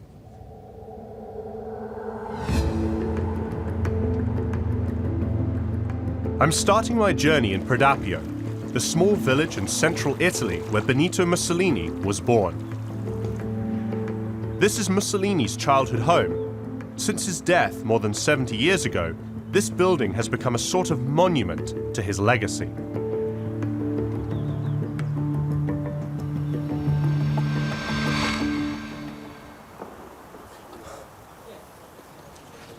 Ciao. Hello. Buongiorno. Buongiorno. Buongiorno. Buongiorno. Buongiorno. I couldn't help but notice you doing the fascist salute back there. Lui parla inglese. Explain. Noi siamo fascisti tutti e tre, sì. What do you think of Mussolini? Pensiamo bene, tutto il bene possibile. Why? Perché? Perché? Perché? E perché voi non gli volete bene? Ditemelo voi il perché. He said you why you don't love Mussolini? Why? Because he was a fascist dictator and he dragged this country into the Second World War. Eravamo costretti in un certo senso. Right, so you think that he was forced into his alliance with Hitler? No, il rapporto di forza si è invertito. Cioè prima erano pari, poi Hitler ha detto sono io che comando. Se non ti sta bene, rimpiangerai le sorti della Polonia. Cioè. I'm struggling to come to terms with what just happened. We're outside the house that Mussolini was born in, and a couple of guys openly did the fascist salute. And then, after speaking to them more about it, they then expressed admiration for Mussolini. Instead of renouncing him, Mussolini's hometown has become a sort of shrine to his memory. People tend to think about memory as if it's a video camera, where there's an accurate play-by-play representation of all past events. But this isn't the way that memory works. People have a tendency to shift their memories to adapt to the narrative that they would like to tell. Some people here are even cashing in on a shifted memory of Mussolini. Do you get a lot of people who come in and buy this type of stuff? Yeah, you do. Are they people who are just tourists in the area, or are they supporters of Mussolini? So I can't ask her any questions? No. Good. got a few items. First of all, a t-shirt with Mussolini's face on it. Next, I got some Mussolini head-shaped pasta. But then finally, I managed to buy this there. It's a swastika armband. A little part of me can understand why that store would exist, but it is really disturbing to see them selling Nazi paraphernalia in that store.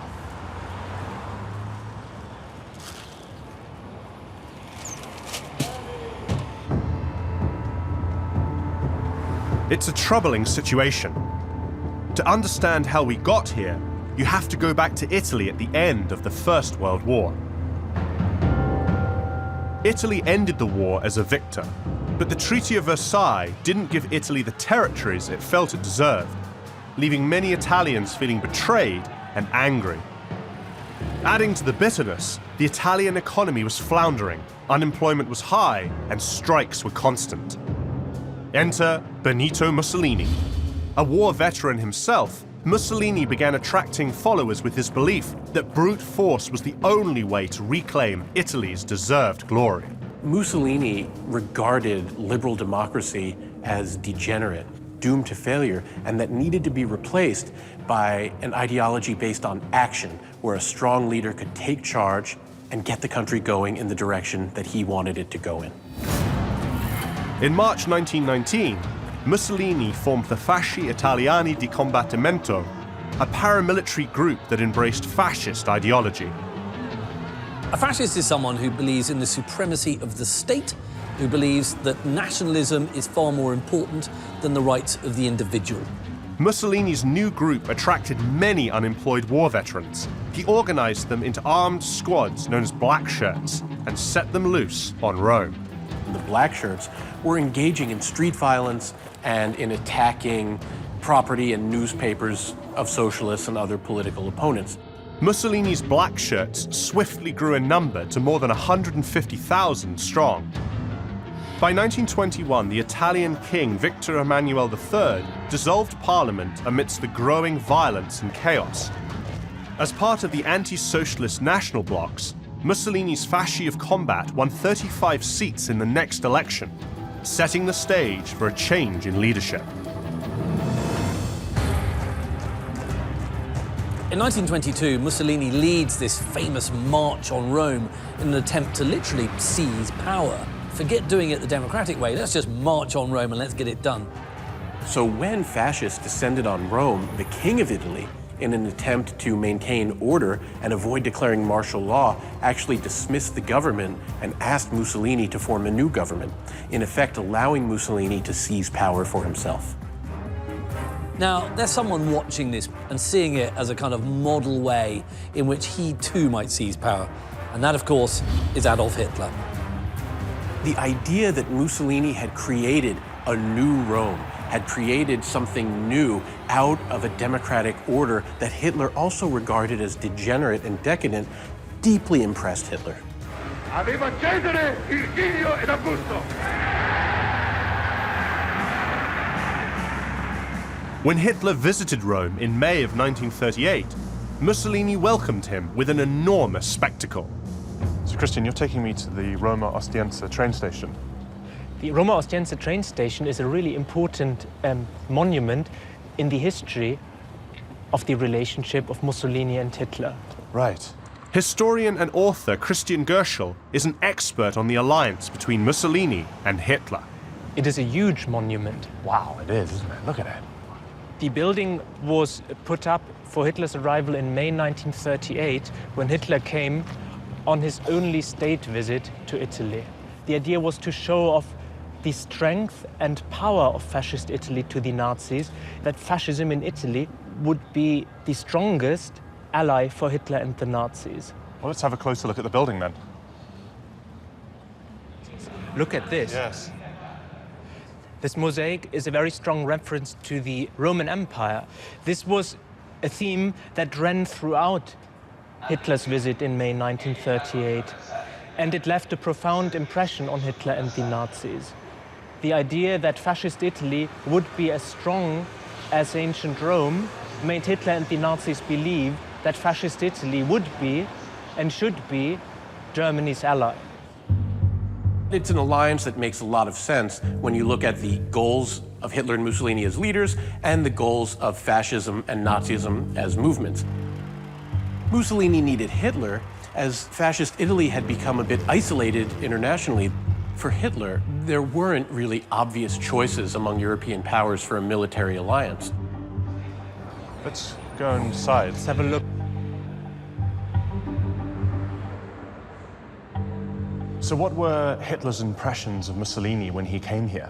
Extremely positive, because for Hitler, Mussolini was very much an idol.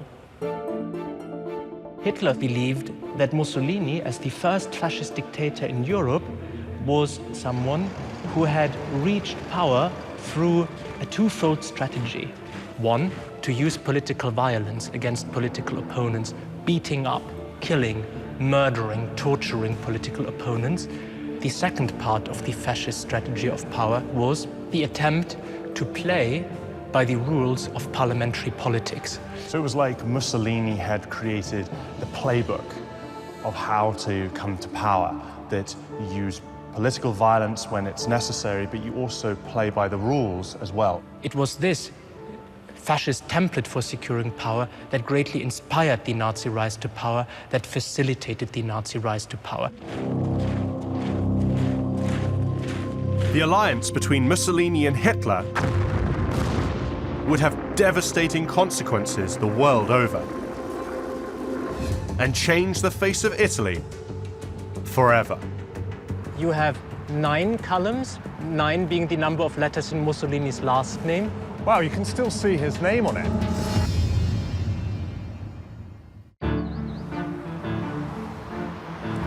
I'm on a mission to find out where Benito Mussolini ranks in Hitler's hierarchy of evil. I've come to Rome to learn about Mussolini's grand plans for Italy alongside author and historian Christian Gerschel. So where are you taking me, Christian? I'm taking you now to the so-called Palace of Roman Civilization. The building is one of the most famous architectural legacies of Italian fascism. Wow, I mean, it's a very imposing building, but when I look at it, I sort of feel that I'm looking at a square version of the Colosseum. This building was part of a grander scheme to build a new neighborhood in Rome called the Eur neighborhood, Eur being the Italian abbreviation for the World Exposition that was scheduled to be held in Italy, again to show off the strength and power of fascist Italy. The closer you get to it, you really sort of feel the size of it, how imposing it is, and sort of plays into that idea of trying to make you as an individual feel insignificant. What is striking about the architecture of this building is you have 9 columns, 9 being the number of letters in Mussolini's last name, and 6 columns, 6 being the number of letters in Mussolini's first name. So they sort of subtly signed his name into this building. It could well be an urban myth, but several commentators have pointed this out. And what does the inscription at the top say? A quotation from Mussolini that celebrates Italy, in this case, as a people of poets, of artists, of heroes. Not only a great military power, also a great artistic, cultural, intellectual power. The message of this palace is to reinforce the notion that fascist Italy stood in the footsteps of ancient Rome.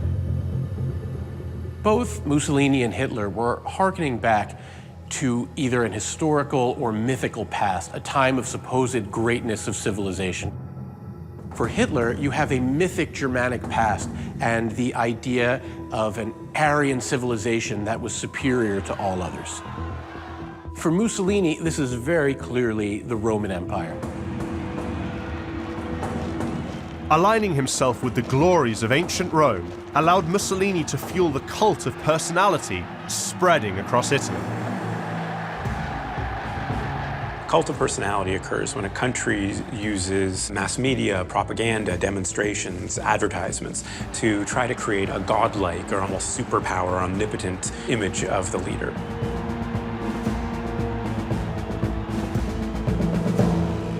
I want to learn more about Mussolini's obsession with ancient Rome. Whereabouts are you taking me? I'm taking you here to what we now know today as the Olympic Stadium. And the best person to ask is historian Richard Bowen. To see a complex that was built in the 1930s. So you have an obelisk here. Wow, you can still see his name on it. Yes. I find that really odd that his name is so openly displayed on this obelisk in front of this building today in Rome. Yes, it is a little strange, but this is how it is, if you like, there. This is part of the history of the city, rightly or wrongly, and it's still on display today. So what exactly is this site, and what did Mussolini intend it to be when it was being built? So this was a site that was taken up by Mussolini and made into a huge sporting area to show off the importance of the regime, and also in some shape or form or another the new architectural plans that Mussolini had for Rome, build these big wide boulevards and create these new sort of like architectural projects that in some shape or form or another evoke the past of ancient Rome, but are also at the same time modern in their own outlook as well. So I notice here we have the fascist symbols on the ground. We have a lot of the fascist rods over here. We have the M for Mussolini interlaced with the fascist rods over here.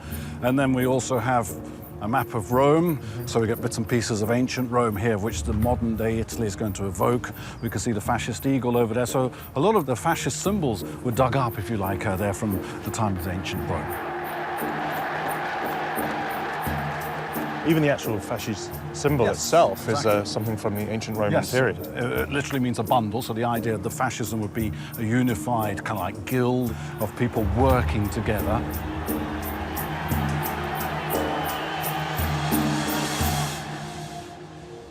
What was Mussolini hoping to achieve with all this fascist symbolism?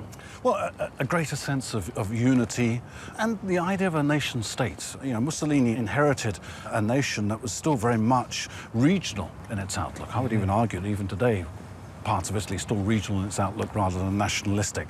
So one way he was able to try to sort of like create this idea of a nation state was to use a lot of this ancient symbolism. So he was using Italy's ancient past as a kind of unifying force. Definitely, yes.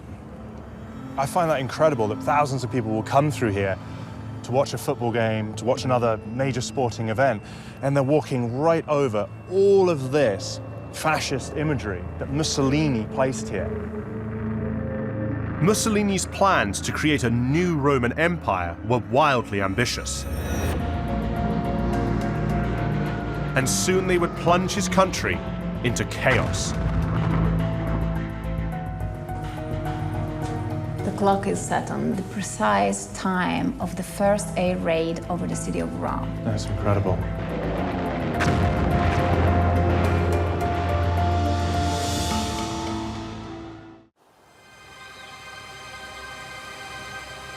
In my quest to find out where Benito Mussolini ranks in Hitler's hierarchy of evil, I've come to explore Mussolini's villa in Rome.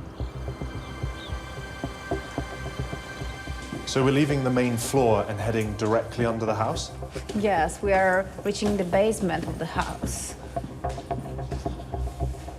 So this bunker was built for Mussolini? Francesca Paino is a guide with the organization Rome Underground. This is actually an air raid shelter that was arranged in 1941. Oh, wow. This room is actually under the dancing room of the main house. Why did he have this bunker built? Because Mussolini and his family, they were living here in Villa Torlonia in the main house called Casino Nobile. This underground shelter was designed to allow Mussolini to continue his rule in Rome as Europe erupted in war. In September of 1939, Hitler's invasion of Poland started World War II.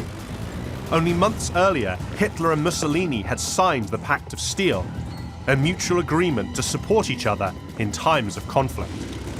The war has started. Now, who's meant to join in? According to the Pact of Steel, Mussolini. What does he do? Nothing. Hitler was furious. But Mussolini had his reasons. It's because his military is basically hopelessly undermanned. It doesn't have enough weaponry and material. He's realistic enough to know, clever enough to know, that even if he does declare war, there's not a lot he can do. Less than a year into the war, however, Hitler's armies were sweeping across Europe, and Mussolini reconsidered his decision to abstain. Of course, by May 1940, Hitler's doing incredibly well. He's overrunning the Low Countries, he's going into France, and Mussolini thinks, hang on, I want to be part of this action, I want to have a slice of the pie. So if I join Hitler, I can get all sorts of territories in southern France and who knows elsewhere. L'ora delle decisioni irrevocabili. It soon became clear, however, that Mussolini would not prove to be an effective ally to Hitler. Italian forces failed miserably in North and East Africa and Greece. Again and again, Hitler's armies were called out to help Mussolini's struggling forces.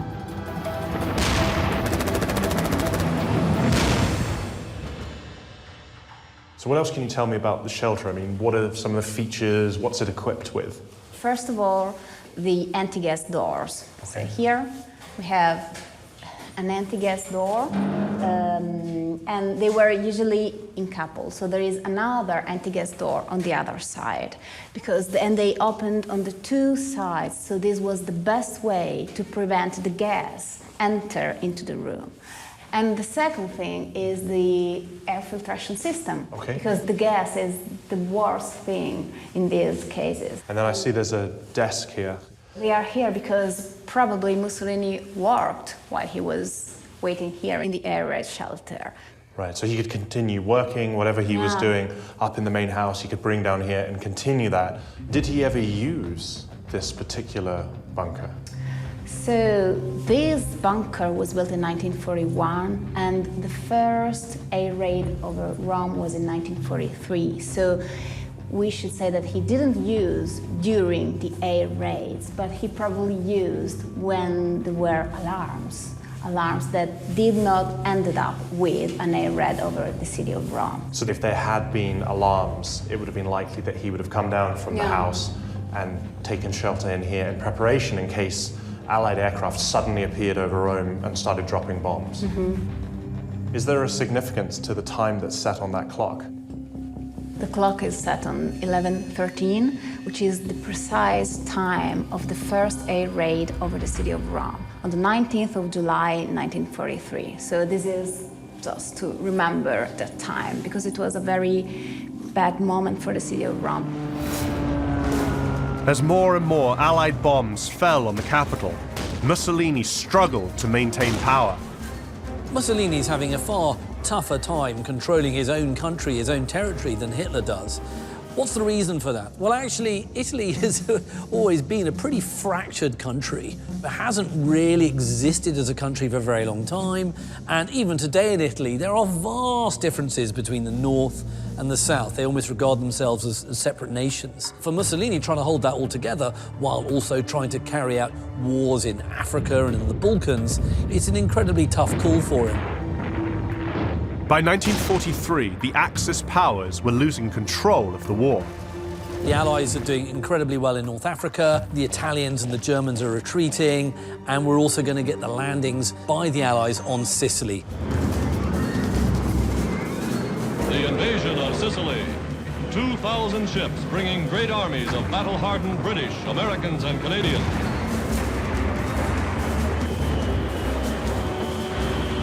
Suddenly, the Allies are now on Italian Axis soil. This is a major moment in the war.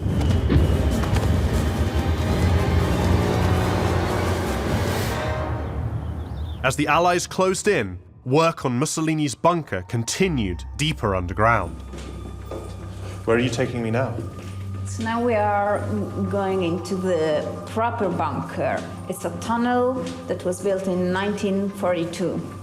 Certainly a lot deeper underground. Yeah, here we are about 6 meters under the floor of the house. 6 meters 6 meters under, underground. Yeah. Wow. This bunker was made actually of this tunnel.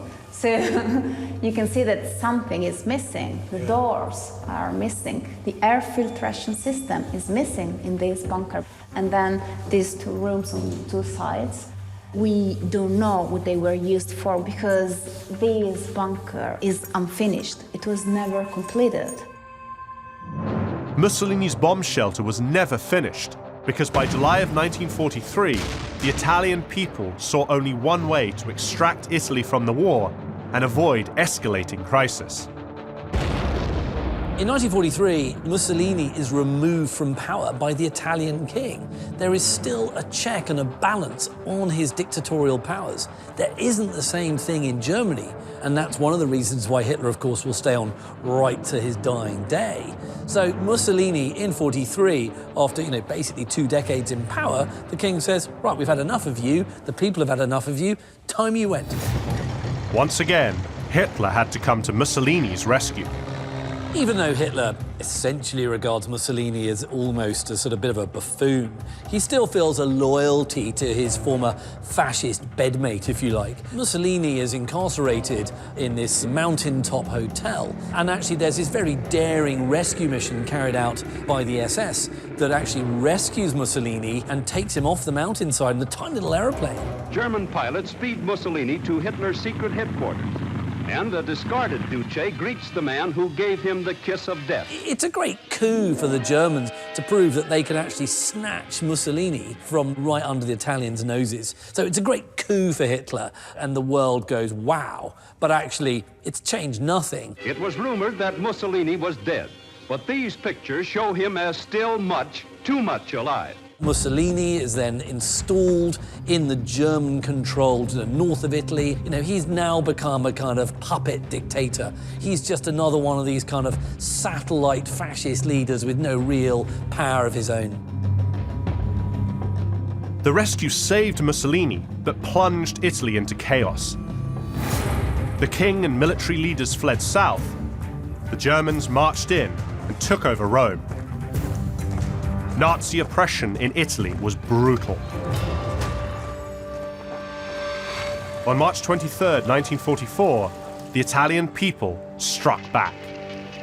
The Führer wanted for every German soldier killed 50 Italians to be killed. There was a tremendous 50.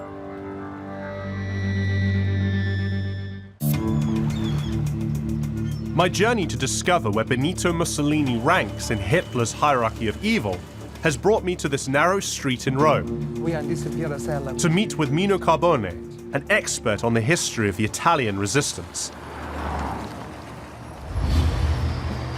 In September of 1943, the Nazis had begun an oppressive occupation of Rome. So it was a very brutal Nazi occupation. Brutal occupation. There was a curfew, the food was not possible, didn't find food. There was the black market. A piece of butter costed 10,000 more than the regular price. Wow. So it was terrible. It was a situation which was horrible. The Nazi was terrible. There were plenty of Italians who really didn't care for having German jackboots, clacking their way down Italian and Roman streets. On March 23, 1944, the Italians struck back. So what happened here? They want to give it to the Roman people a kind of wake up call. Please, wake up, we can help the Allies, we can get rid of the Nazi. This group made of students, they were students. They decided to attack this group, which were made up of 156 soldiers, and they organized a bomb, which was was about 18 kilos of TNT. Imagine there were 156 soldiers marching. They were going up. As soon as it arrived into Palazzo Tittoni, there was the blast. One of the strongest ever. All the city normal trembled. There was a kind of tremble everywhere. And the first lines were completely decapitated, were completely tremendous. There was a kind of blood coming like a rain. Yeah. And the back lines were normally safe. And they started to shoot everywhere because they thought there was a bomb coming from the top. Nobody understood that. You see the bullet splashes over there. Nobody understood where the bomb came up. And the 32 of them died immediately. Of course, when Hitler finds out about this, he goes absolutely crazy. There's no other word for it. And the Führer wanted for every German soldier killed 50 Italians to be killed. There was a tremendous 50. For every one German, for 50 Italians. Eventually, Hitler's talked down from that simply because of the practicalities of the situation. The local Gestapo are ordered to go round Rome's prisons and round up anybody they can find to execute and carry out these reprisals, which are now going to be carried out at a ratio of 10 to 1. They go to prisons and they find lots of young men. Some are in prison for very, very minor offences. I mean, literally just kind of shoplifting and burglary. And they take them to the Ardeatine caves.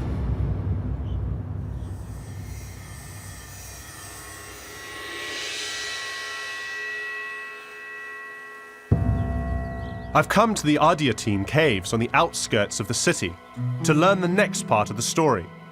Lieutenant Colonel, James. Very nice to meet you. Lieutenant Colonel Francesco Sardone is the director of this memorial site. I know this was the site of a brutal massacre. What exactly happened here?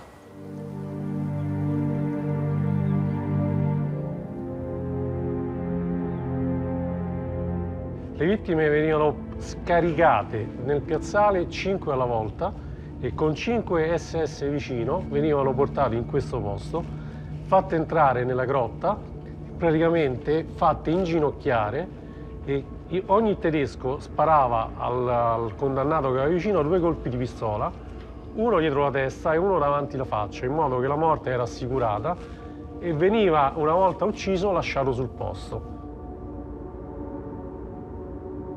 La situazione era che chi arrivava qui, il condannato che arrivava qui, trovava già 1 metro di cadaveri uno sopra l'altro e doveva montarci sopra, inginocchiarsi sui suoi compagni e trovare la morte in questo modo, in modo psicologico e molto duro.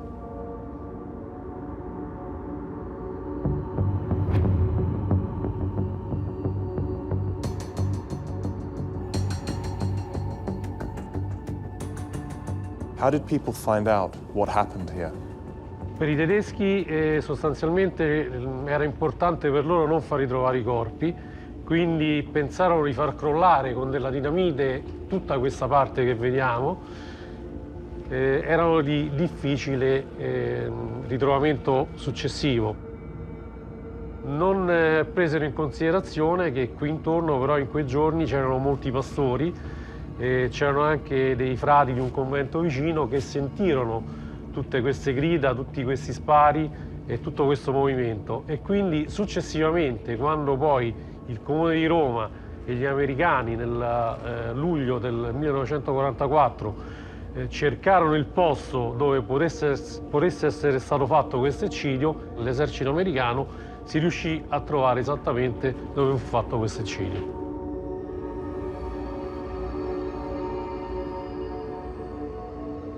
How did people react? Fu una cosa orrenda sapere il massacro che era successo e per il motivo per cui era successo.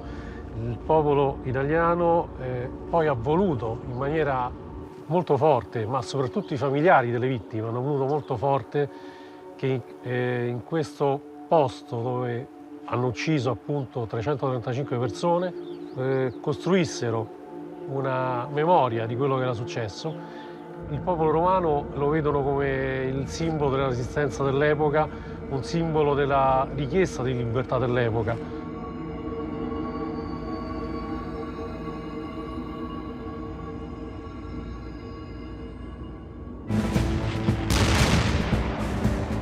The people did not have to wait long to be free. 3 months after the massacre, in June 1944, Allied forces entered the city. With the Germans in headlong retreat, Yanks of the Fifth Army enter Rome in triumph. The liberators were acclaimed with ecstatic fervor. Rome is the first great capital to be freed from the enemy. By April of 1945, it was clear the Allies would win the war. Mussolini decided to flee. Mussolini, with his mistress, Clara Petacci, wants to escape to Switzerland. He thinks that maybe he's going to find safe haven there. So when he's in a village called Dongo, near Lake Como, actually, he's captured by Italian fighters. This does not end well for Mussolini and Clara Petacci, because they are shot. Dead in the streets of Milan lies the body of Benito Mussolini, first of the dictators and the first to go. His body was then taken to Milan, along with Clara Petacci's, and it was hung upside down from a petrol station.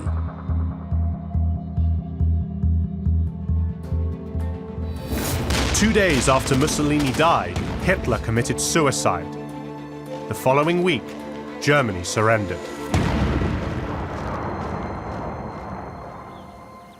The fascist alliance between Germany and Italy was finished. But Mussolini's story was not over yet.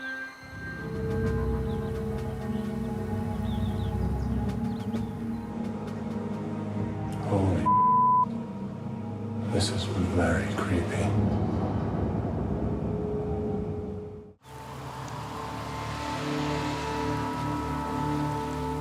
To complete my journey to understand Mussolini's story, I've come back to Predapio, his hometown. This is Mussolini's family crypt, where Benito lies buried. Like many places in town, it's become a pilgrimage site.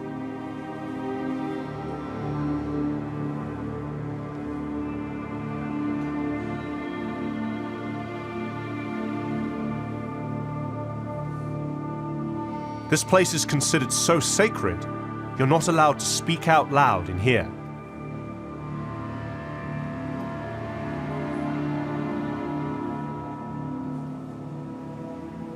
What's really curious is that Mussolini is venerated and commemorated in Italy in the way that Hitler simply is not in Germany. Why is this? Well, I don't think it's because Mussolini's legacy is beneficial in any way. I think it's because Italy has never really had to have the same soul-searching and acknowledgement of fascist excesses and brutality in the same way as Germany's had to. The almost total buy-in in German society to Nazism and the resulting unconditional surrender and occupation forced a reckoning with what had happened and what people were complicit in. That reckoning didn't happen in Italy. Holy, this is very creepy.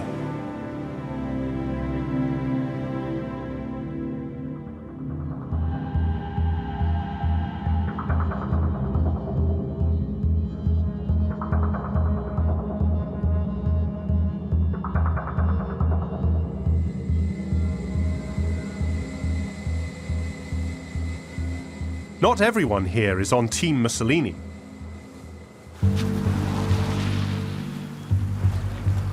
Some are working hard to change the way he is remembered. So you won this award for your anti-fascist work. Yes. Including Giorgio Frassonetti, the mayor. È una piccola targa che è molto importante perché rappresenta la contraddizione di Predapio. Qui è la stanza dove viveva Mussolini, il capo del fascismo, e oggi chi l'abita è il sindaco di Predapio che ha ricevuto un premio dal governo austriaco come antifascista dell'anno nel 2016. Noi siamo contro il fascismo, noi siamo contro il totalitarismo, noi non vogliamo che accada più. Questo messaggio, se parte dalla stanza dove dormiva, viveva il giovane Mussolini, ha ancora più forza e valore.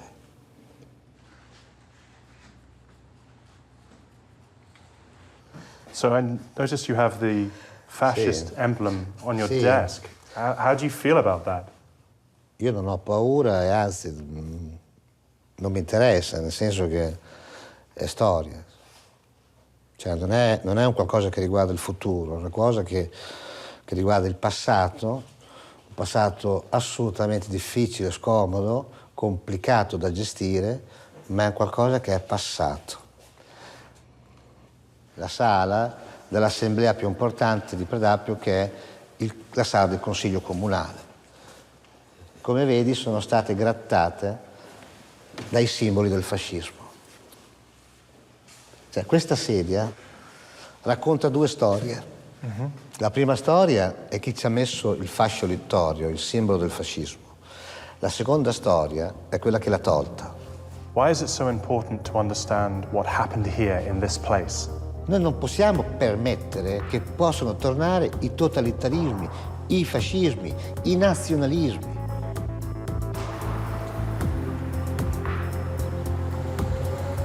My journey through Italy has really opened my eyes to Mussolini's legacy. Now it's time to decide where he ranks in Hitler's Most Wanted. Frankly, I find it highly disturbing that Mussolini is still venerated in Italy today. My mission to Italy has given me new insight into the rise of the fascist alliance between Mussolini and Hitler. It's also revealed how Mussolini enthusiastically joined Hitler in war and unleashed massive destruction across Europe. Now, using our unique system of playing cards, I want to know where Benito Mussolini ranks in Hitler's Most Wanted. The place that I went to that had the biggest impact on me was Prodapio, which is Mussolini's hometown. There is what I can only describe as a fascist tourism trade going on there. Anthony, why is Mussolini revered by many Italians today? Partly has to do with the persistent myth of the good Italian fascist and the bad Nazi, the myth that Mussolini did some good things and that the bad things he did, he was forced to do by Hitler. There are people in Italy who will still point to things like Mussolini supposedly breaking the hold of mafia in certain territories, or the famous line of making the trains run on time. And in this fog of nostalgia, that tends to override the actual realities of brutal fascist dictatorship. I agree with you, Anthony. Frankly, I find it highly disturbing that Mussolini is still venerated in Italy today. I think it also tells us a lot about the fragmentary nature of Italian politics and indeed Italian society.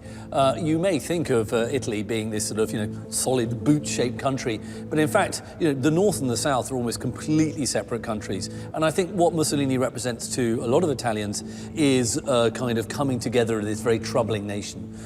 He did seize it by the scruff of the neck, held it together for quite a long time.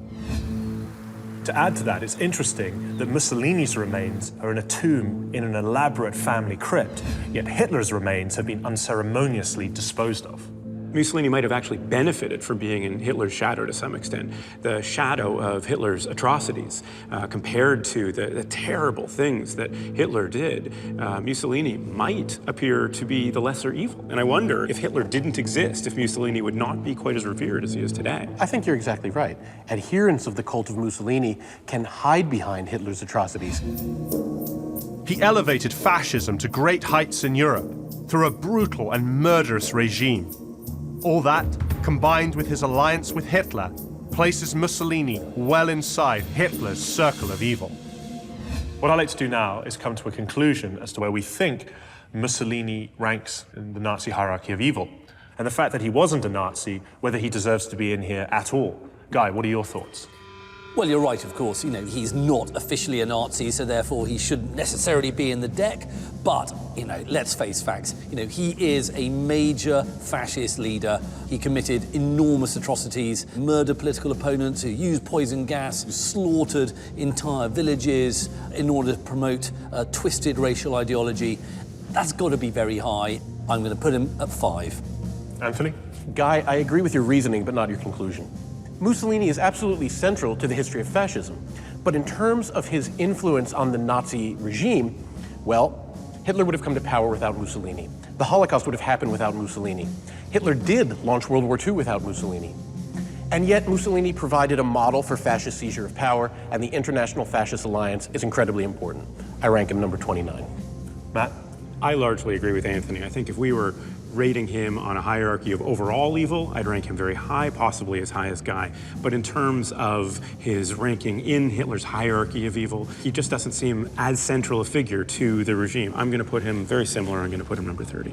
Interesting. So both of you are pretty much on the same page there, but Guy, you're very different in your opinion.